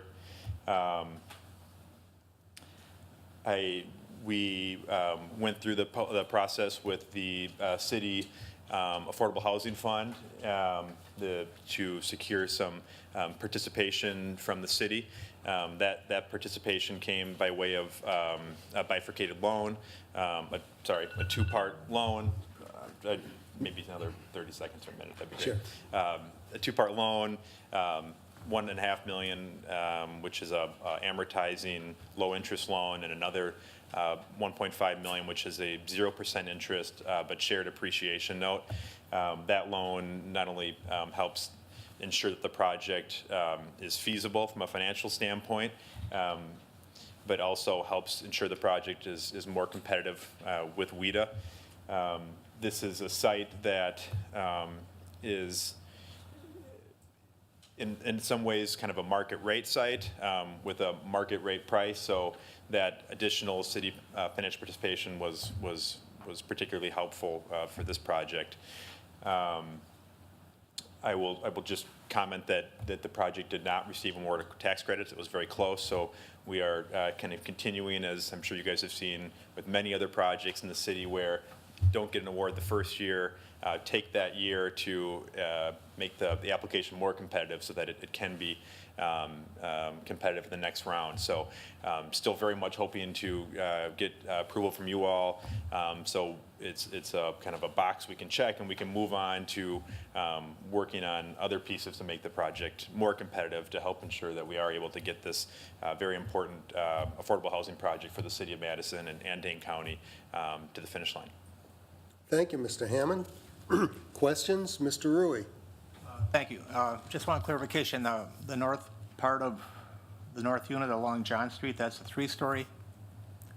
Correct. So you'll see the break. So Yeah. here, this piece is 4-story, and then drops back to 3-story. Okay. And then how many other folks are going to be presenting for you tonight? So we have our architect, Jerry Berkwin, not here to present, but available to answer questions. Yeah. I was confused as to where the right-of-way is along the west side, or the property line, but I suppose that's not that important. It looks like it had been a street at one time. So that street was, Bussey Street was vacated, maybe the 50s. It was a long 50s, 60s-ish. So your property line goes down the center of the street then? So the vacated Bussey Street, sorry, I know I can't move. Maybe Jerry, if you could, it runs a straight line down, and then there is a perpetual easement benefiting this property to have cross-access across that portion. So we are not encroaching at all into that into that easement area of the vacated Bussey Street. You've got a good drawing up there. My question is the sidewalk continuity from Bussey Street down to Milwaukee Street. You've got it dipping down for a couple of driveways. Is it possible that you can treat the driveways more like driveways and the sidewalk goes straight through so the pedestrians get more respect? So your comment is, so Bussey Street, right, where we have the sidewalk connection that runs north-south, we have 8 feet wide. 2 sidewalks where it crosses the driveway. Is it possible to keep the sidewalk at sidewalk level and the driveway has to work with the sidewalk instead of the sidewalk working with the driveway to make it more pedestrian friendly. Oh, your point, oh, you're saying, so instead of having the down ramp Yeah. and then on to the, to go across the access drive and then to ramp back up, you're proposing? Treat the access drives more like driveways and not curbed streets at those points, and just have the sidewalk go straight across to make it more convenient for pedestrians. I have a concern about, how many bedrooms are these places? So it's a mix, 1, 2, and 3. Yeah, a little concerned about it. If you have, a certain element of the population using that sidewalk, they're at risk at every driveway opening unless it make it look more like a sidewalk as they're traversing along there. Just like a city. At risk of being Well, struck by a vehicle? just like on a city sidewalk, the driveway has to meet the sidewalk. The sidewalk does not have to meet the driveway. I don't know if I'm explaining it right. I understand the point that you're making. So the sidewalk would not dip down at the Yeah, I got that part. I driveway. guess I think didn't that's the get only- that Well, in yeah. terms of being a city standard. I feel like that would be an exception. Well, not no, a- I'm looking not at, a- this is going to be used for pedestrian access even for people on Bussey Street because it's going to be convenient. I'm looking at it to make it as safe as possible for pedestrians. And perhaps, I guess my comment is work with city staff to make it a safer sidewalk between Bussey and Milwaukee Street. Bussey- I mean Cottage Grove. Cottage Grove Road. I'm on the other, between Bussey and Cottage Grove, make it more pedestrian friendly and work with city staff on that. Would that work? Yeah, be happy to work with city staff on improving the project. So, and what you're proposing would be to basically raise up the drive, build up the drive. Yeah. Which would have maybe a kind of act as a sort of speed bump. Right? I mean, is that the same? Yeah, I could see maybe some that would be striping one- help is safety. That'd be one concept, yeah. The way it's set up right now, I can see the one driveway being a pass-through out of the other development to the west. The one driveway being a pass-through of the other you're saying a vehicle Yeah. exiting straight through. I'm trying to make it look safer for pedestrians traversing your sidewalk. Why don't you just have them work with city staff? Yeah, work with city and- staff. Yeah, The yeah, other sorry, que- I hadn't thought of it, Yeah. so and it's, The other question is, I'm interested in having a curb cut from the Bussey cul-de-sac up to the sidewalk so that if somebody happens to be coming in by bike, they can go directly into your development instead of having to traverse down a sidewalk around the cul-de-sac. Just having a curb cut on Bussey. Yeah, it's straight off the sidewalk. Like you ordered? Pardon? You do, I don't, Excuse me. The sidewalk's up Well, on private property. in Hang this case. on, he just raised a point of order. We'll have staff answer the question. Well, the Plan Commission, similar to the last item that you discussed, wouldn't make any decisions about the area off of the property, but I think it's fair to mention that as something that you'd like Okay. for the applicant to follow I up with have city it in mind how I staff. want to do it then. Yeah, thank you. I like your project. I'm just looking at those little things that will make it better. sure. Yeah, and I guess as the developer of the project with residents living here, I guess I would leave it up to city staff, whether they, want, that would be on, I believe, city right of way. Because you're talking Bussey Street where there's currently a curb, Yeah. right? The other two are on your property, but that one's, it would be working with, Right. it all would be working with city staff to improve it. Yeah, All set, Mr. Rui? okay. Thank you. Ms. Berger? Hi, I just wanted to ask about the way that it interacts with the lot on the corner where is it an Old National Bank? And is that, just out of curiosity, did you try to acquire that site as well? Or do you know if there are plans for that site? It just seems kind of interesting to build up so close to that site as Right. the building in front does. And then that not being incorporated. Yeah, into so it. we did try to incorporate it. The issue is that Old National Bank is subject to a ground lease. So they're currently leasing the dirt from the current landowner, but Old National Bank, owns the building itself. there was something, let's say 10 or 15 years left in that ground lease. So it would be a substantial cost, right, to basically, so you would have to convince the bank to basically give up their building and demolish their building, and those conversations kind of didn't go so well. Okay, that's totally fine. I guess, yeah, I'm just thinking about the way that it goes really close up, and just if you had any idea what kind of development was going to happen there, or if that was like another phase at some point in the future, but it sounds like it's not in your purview. Yeah, right. But so part of the reason we did break up and have two separate buildings, break up the site, was to kind of facilitate that future development. It kind of, if you have a kind of separate parcel that's roughly the same size as the parcel on which our southern building is built at, you could imagine another kind of similarly scaled apartment building, or another kind of mixed-use building there. Okay. All right, thank you. Yeah, sure. Alder Aarons, do you want to weigh in now or after commission members are finished? Respond to Mr. Rui's comment or questions about the Bussey Street thing. I sort of have this recollection from the activity center plan that part of it was to make because Bussey Street ends, as a cul-de-sac, that it was supposed to be broken open in some way and to have a bikeway going through there? Not sure if it made it in the plan. I know there was a desire to have that connection, and that's why we created, so on the north-south, if you can show on there, Jerry, we have the north-south sidewalk. We have it's 8 feet wide. So that was working with city staff to ensure that it was wide enough so that you could have both pedestrians and bikes going along there. There was an early kind of discussion with staff about instead of having that before we went to the north-south, we talked about having the east-west connection along the back. But with this being a family development and our tot lot being back there for kind of privacy and kind of safety reasons, we really didn't want to have that kind of public connection running east-west. So our hope, Alder Aarons, was to get support and approval to run it north-south.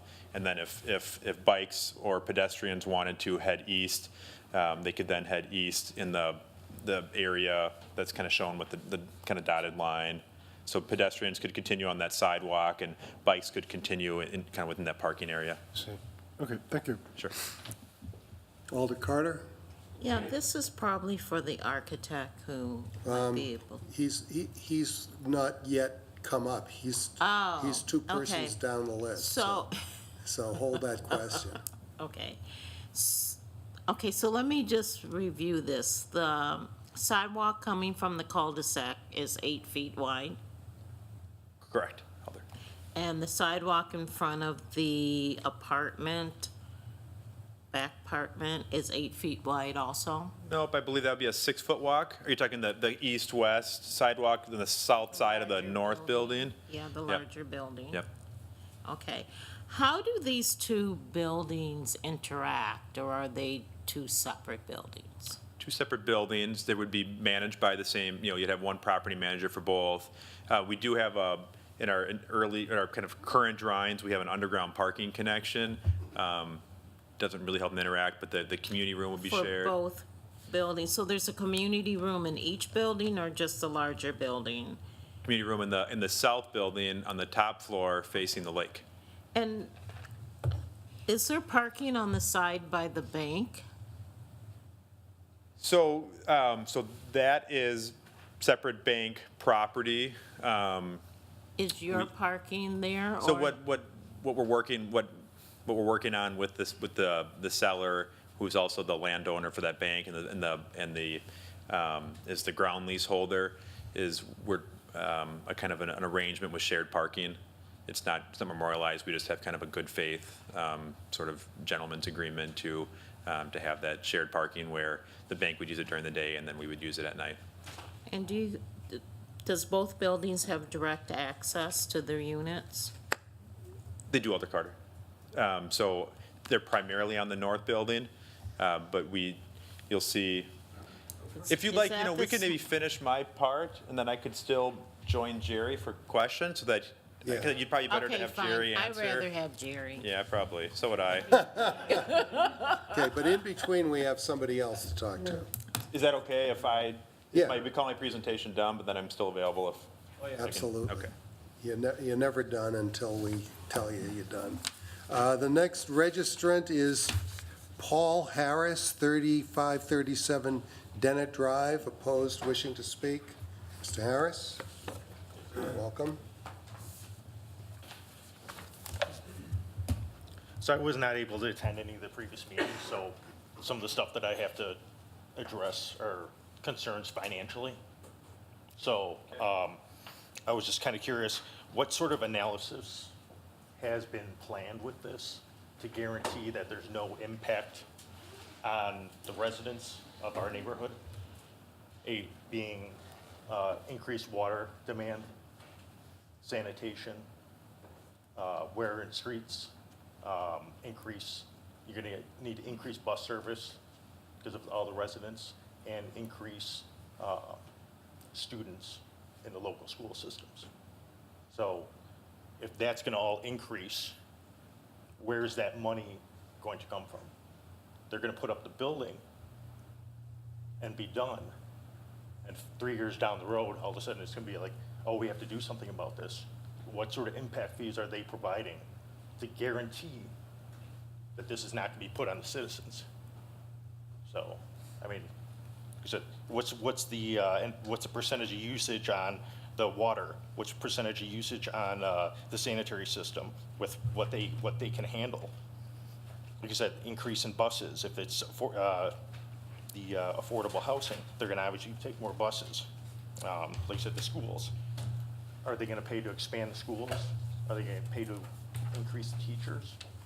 I was advised that if that did happen, that they would just redraw the boundaries for the school district.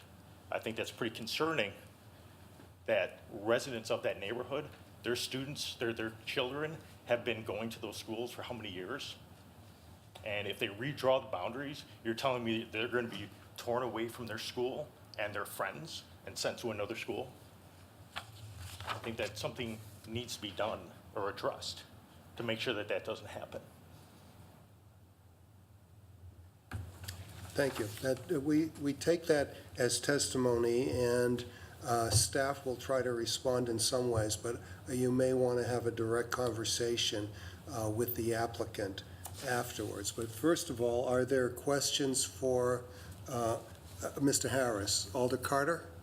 Yes, I know you weren't able to go to the meetings, but has the neighborhood has sent out any kind of messaging regarding a traffic study and any of those things from the meetings that your neighborhood did have? I couldn't tell you, like I said, I haven't been to the meetings. They did pass out flyers for the meetings, but That's it. Okay, thank you. Any other questions for Mr. Harris? Well, thank you, sir. Thank you for bringing your concerns. The next registrant is Jerry Borquin, 6515 Grand Teton Plaza, in support. I think at this point, we want you to make a presentation. You may even want to refer to some of the concerns that Mr. Harris raised. So I think Mark gave you a good description of the project itself, but what we're looking at is actually two buildings. And the building toward the front is a mixed use, so we have commercial space on the first floor fronting out to the street, so that's all commercial areas that can be rented out. Our units on the first floor in both buildings are 3-bedroom units, and those do all have a front door on the street. So all our units on the first level actually do have an entrance that goes out to the street itself. Then we go to 1- and 2-bedroom units up on the upper levels of the building itself. As Mark mentioned, we have a community space that served both groups. So we've kind of split it up. So in the back area, we've got actually our tot lot, our playground area and green area. So we did that for two reasons. That's like kind of more of a buffer between us and the single-family residential back there, and it's away from the street for the kids in that area. But then in the front building on the upper level, as Mark mentioned, then we have the community room on the upper floor of the building, which is located in that general area. So that's got the view out toward the lake itself right now.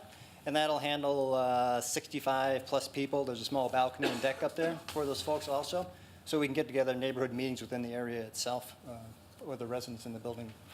So the building itself is kind of all the residential toward the back. bringing the commercial and activity kind of up toward the front itself.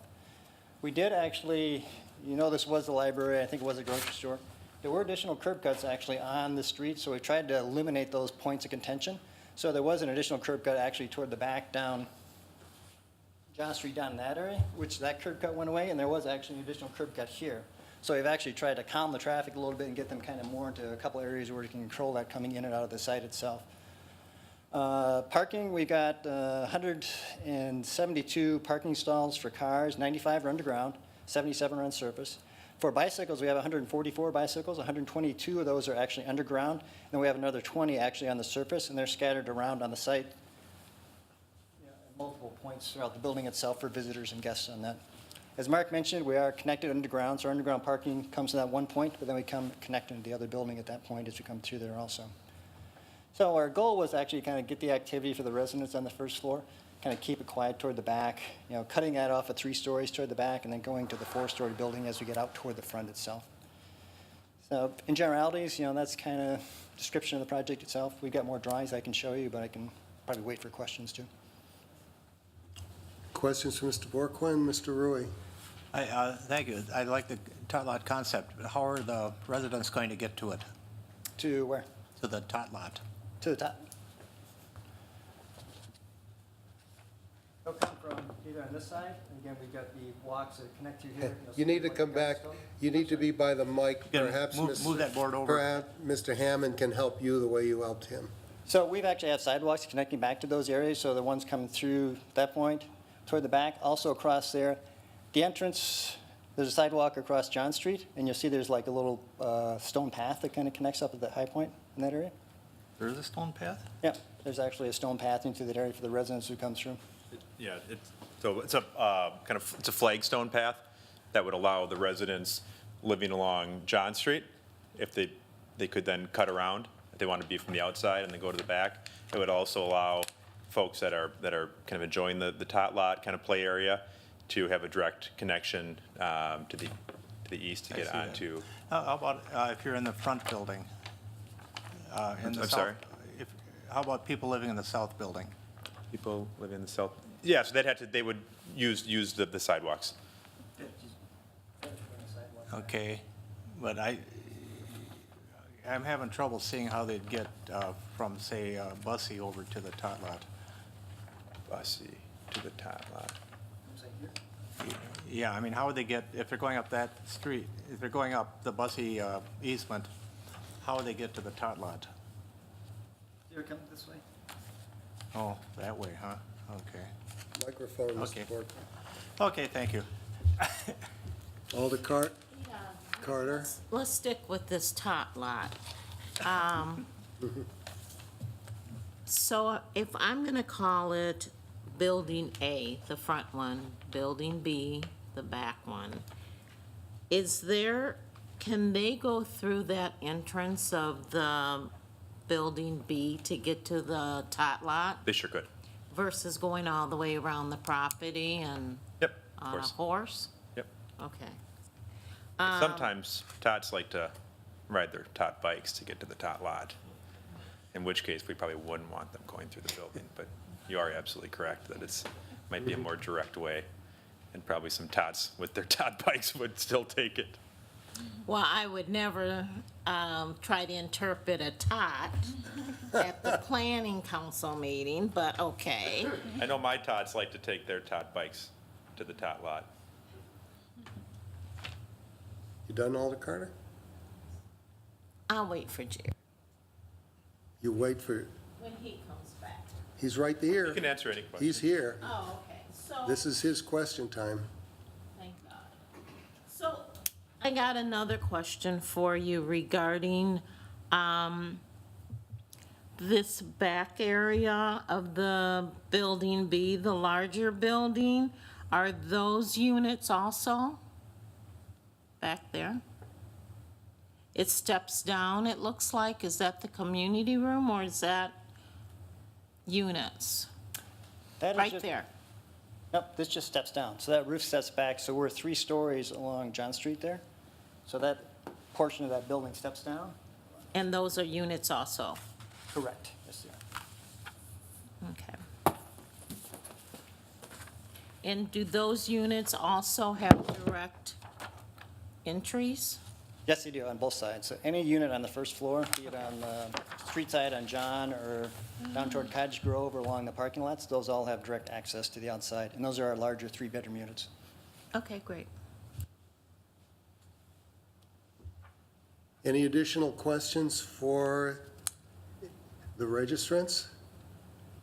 Any additional questions for any of the registrants? Then I'll close the public hearing. Questions for staff? Seeing none, a motion. Ms. Berger. Let's see if I can do better on this one. So I would move that this does meet the standards and move approval of the the demolition permit and conditional use. Thank you. Second by Mr. Rui. Okay. Ms. Berger, did you want to address the motion now, or would you prefer to let others speak first? Totally up to you. You know, it just occurred to me, we didn't ask staff to address the questions of the, yes. Well, we can do that. Sorry, could we go back to that point quick? Sure. Okay, I'm going to turn yours off. Staff, I don't know which of you wish to take that up. I could take a stab at it and turn to Mr. Parks if there's anything else to add. I think, you know, it is important, our reviewing agencies do look closely at the needs of new development with regard to city infrastructure. You'll notice a couple of conditions at the end of the report. City engineering, number 9, did want to note that there is limited sanitary sewer capacity and not even a connection in the Bussey Street right-of-way. And so a note there that if this development were to need to connect to the city sewer in Bussey Street, they would need to provide that connection and support it financially. I think that importantly, there is plenty of sewer capacity along Johns Street, and so engineering didn't see this as tipping the threshold of the existing capacity for the sewer, so long as the development uses John Street. And then another condition, which is a typical one at the end by the Parks Division, does note in condition 66 that park impact fees will apply to the residential units in this project. So this is the primary impact fee that's being applied to the project for both parkland dedication and for park improvements. So those two conditions relate really well. I don't believe we've had any indication from the Madison Metropolitan School District that there's any concern that the expected number of students in this apartment project would reach any thresholds for nearby schools either. But I'll defer to Mr. Parks if there's anything else to add based on the analysis. I just want to weigh in before I call on Alder Ahrens more broadly. You know, it goes to the fundamental concept of how we and the school district fund our operations. Most of our funding is based on the property taxes that we collect. We don't assess individual projects or any particular piece of the infrastructure, but this new development would be adding to the property tax base of the city and, you know, paying its relative proportional share of the increased cost. And similarly, this project will pay property tax to the Madison Metropolitan School District, to MATC, and I think some other tax, the county, for other services, and that's basically the way things get funded. Now, Mr. Parks didn't have anything to add. Alder Ahrens? Yeah, I could respond to that as well. I think you made a correct assessment of the situation, the chair. Each one pays for the next one. So when our house was built, we moved in, someone else paid for some of the infrastructure that came to our house, then we pay, and that goes to the next one. And it's the same thing for this project, which they'll pay hundreds of thousands of dollars a year in property taxes, and that pays for the next one. in terms of the schools, both schools, Alice and Schenck, in terms of the elementary schools, are heavily fed by kids who are bused from out of the area. So because of a deficit of local residents. So as these kids come on site and either go to Schenck or Alice, then there'll be fewer kids bused in from those other areas. So I don't think it's a thing of kids being moved away, kids who are local residents being moved away, but rather the schools, both schools becoming more neighborhood focused. And I see the same thing happening with the 100 kids or so or more who move into the Royster property at Dempsey and Cottage Grove Road. In terms of the local capacity, as you probably remember from last summer, both of the main lines that go up and down Cottage Grove Road were replaced. So it has really a very infrastructure for water and sewage that should carry us for another 50 years, as well as John Street was replaced the year before that, which has much, I can't remember what the capacity of those lines are. Just in terms of general comments on this project, I think the neighborhood, both neighborhoods that sort of surround it were, in our meeting, which was, I think, quite well attended, people were generally supportive. People were concerned about the height and some of the density issues. You can't get a sense of in that picture, of course, because it's just that project, but right across the street is Monona Drive, and all of those buildings are 4 and 5 stories. So though it's an outlier compared to the buildings right behind it, it's very consistent with the buildings right across the street from it as well. And then down the street will also be 3 and 4 story buildings in the major Royster site as well. Also along Atwood Avenue at Dennett, there's a 4 or 5 story apartment house, and then right across the street from that is also a major development of a few hundred units that's 4 stories as well. So this is new to the site in terms of the elevation, but in terms of the neighborhood, it's not really new anymore. So I think that, and I appreciate that the part that backs up right against the single-family homes has been lowered down to 3 stories, and it's sort of pushed back with the green space strip between it as sort of a buffer or whatever. So I think that people recognize the fact that we need affordable homes.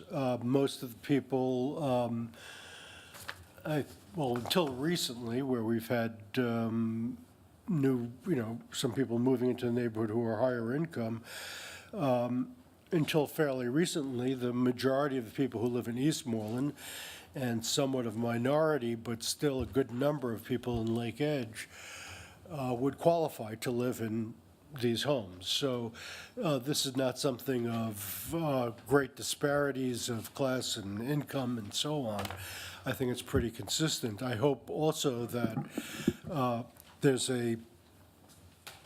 are a lot of people in Eastmoreland and Lake Edge who are elderly and are poor, and they could no longer afford or physically, either financially or physically, afford to stay in their homes.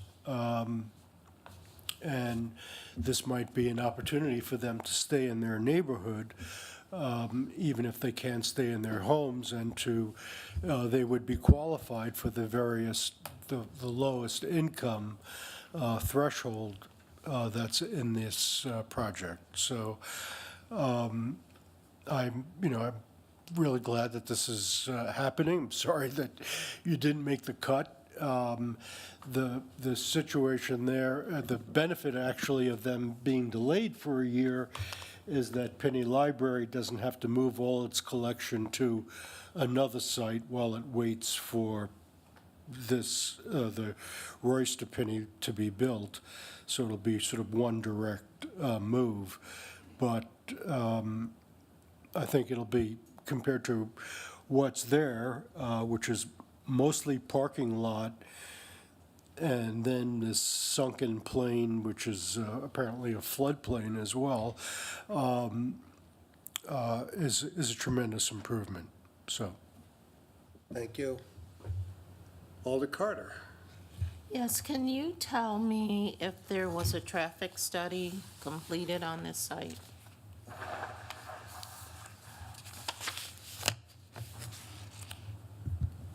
No, there was not. Traffic engineering staff took a look at the project and determined, based on the information that they had, that there would not be a negative impact on the street network as a result of the project. Any? Mr. Rui? Whoops, wrong. Oops, I'd like to add the amendment that I talked about, or friendly amendment, hopefully, improve the bicycle pedestrian connection. I work with city staff to improve the bicycle pedestrian connection between Bussey Street and Cottage Grove Road. Without objection? It's in. Thank you. Alder Aarons, you mentioned that too. Okay, anything else, Mr. Rui? So, we have a motion. We have a second. We've had discussion. Alder Carter? Okay. Then, Ms. Berger, did you want to? I was just going to summarize a little bit and just say that I thought that this was a really good project. I think that, you know, when you look at the recommendations in the Cottage Grove Road Activity Centers plan and in the comprehensive plan, I mean, this is doing exactly what the plan asked for when it was created, I think, just less than a year ago. It encourages significant multi-story residential and mixed-use development to anchor, stabilize, and revitalize the activity centers, support existing businesses by adding new residents, and as Alder Aarons was discussing, providing a variety in housing choices that is, you know, something that's really needed. So I just wanted to say thank you, and I think it's a great project. Thank you, Ms. Berger. Mr. Hagenow? I just want to say thank you for deciding to give the presentation as well. Noted, thank you. Okay, Alder Carter? I want to thank Jerry for being here, and for Tots everywhere that is watching us tonight. I want to thank you for having a Tot Park. Thank you. Anything else? Then all those in favor of the motion say aye. Aye. Opposed, no. That passes unanimously. Thank you. Let's see, bringing us to items 11 and 12. Item 11. Item 11, Legistar 49924. Demolition permit and conditional use to demolish 4 commercial buildings and construct a 143-room hotel at 2147 to 2201 Rimrock Road. And item 12, Legistar 50223, approving a certified survey map of property owned by Madison Rimrock Lodging Investors 1 LLC, located at 2147 to 2401 Rimrock Road. Staff presentation, Mr. Parks. Me again. Mr. Chair, members of the Planning Commission, 2 related requests before you for 2147 and 2201 Rimrock Road. The first to demolish 4 commercial buildings and a couple of accessory buildings on the site to allow construction of a 4-story, 143-room Home 2 Suites by Hilton Hotel. And related to that, number 12 on your agenda is a 3-lot certified survey map to reconfigure the property, which is currently comprised of 6 parcels, into 2 lots and an outlot. The hotel on Lot 2, future commercial development to be determined later on Lot 1, and an outlot that will continue to be used for parking for the adjacent Department of Revenue building that is located to the north in the town of Madison. The hotel in and of itself is a conditional use in the suburban employment district. This site was zoned SE following the remapping of the zoning code in 2013. It was previously C3L, subject to a rezoning that was before this body about 7 years ago, when some of the property was annexed into the city from the town of Madison. Also, the proposed development is a planned multi-use site. Both the configuration of the proposed lots on the certified survey map, as well as the relationship between this property and the property to the north, make it a planned multi-use site where we have multiple buildings and ownerships sharing access, parking, circulation. In short, the proposed hotel will be taking primary access from the signalized intersection of Rimrock Road and Rusk Avenue, which is through the adjacent Department of Revenue property. There is a proposal for a secondary access from Rimrock Road into Lot 1, which would connect to the hotel site on Lot 2. Traffic Engineering Division is recommending that that be a right-in, right-out access point, only in that they will be making some, or have made comments and will be approving the final location and design of that driveway and related changes to the Rimrock Road right-of-way to accommodate that secondary means of access. But it is intended that the primary means of ingress and egress to the site would be through the property to the north. The Urban Design Commission has reviewed the hotel. They're required to make a recommendation on planned multi-use sites with 40,000 square feet or more of floor area, of which 25,000 square feet or more is hotel, motel, or retail. So that is, the Urban Design Commission has provided recommendations related to the design. The applicant is working on those. We feel that the project meets the standards for approval subject to the conditions laid out in the staff report, and I'd be happy to answer questions after the applicant addresses the commission. Thank you. Thank you. I'll open the public hearing. I have to get some clarity. We have a registrant wishing to speak whose address is 1600 Aspen Commons and is not Eric Sandy, who did not put his name on the registration form. So whoever that is, if you could fix that for me. In the meantime, I'll call Josh Wilcox, 7780 Elmwood Avenue, in support wishing to speak. Were you planning to go first? No. I was. Oh, Now you have my name. Okay. Sorry about that. I didn't have it in order either. Andrew Lyman? Inman. Andrew Inman, 1600 Aspen Commons, Middleton, in support wishing to speak. Welcome, Mr. Inman.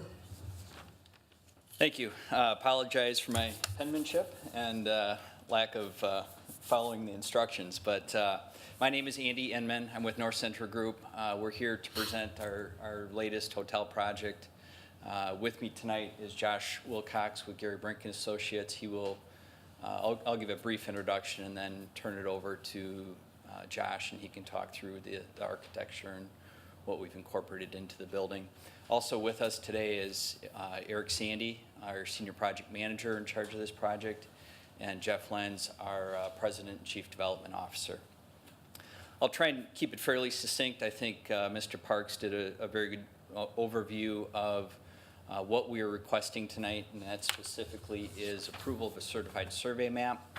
And I'll touch on that briefly, and then a conditional use permit for the hotel use, along with the demolition permit. I'll touch on that briefly.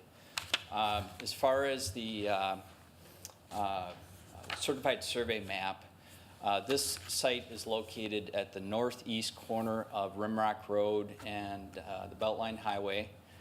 Many of you are probably aware of several development attempts, redevelopment attempts that have been made on this site.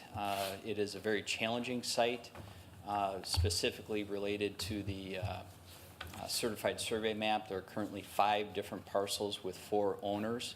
So just assembling the different parcels was a bit of a challenge, but they're very disjointed parcels. If you drive through there, there's no continuity between the grades or access. There's 3 access points, full right in, right out, 2-lane left-hand turn lane on Rimrock Road. So it really is kind of disjointed.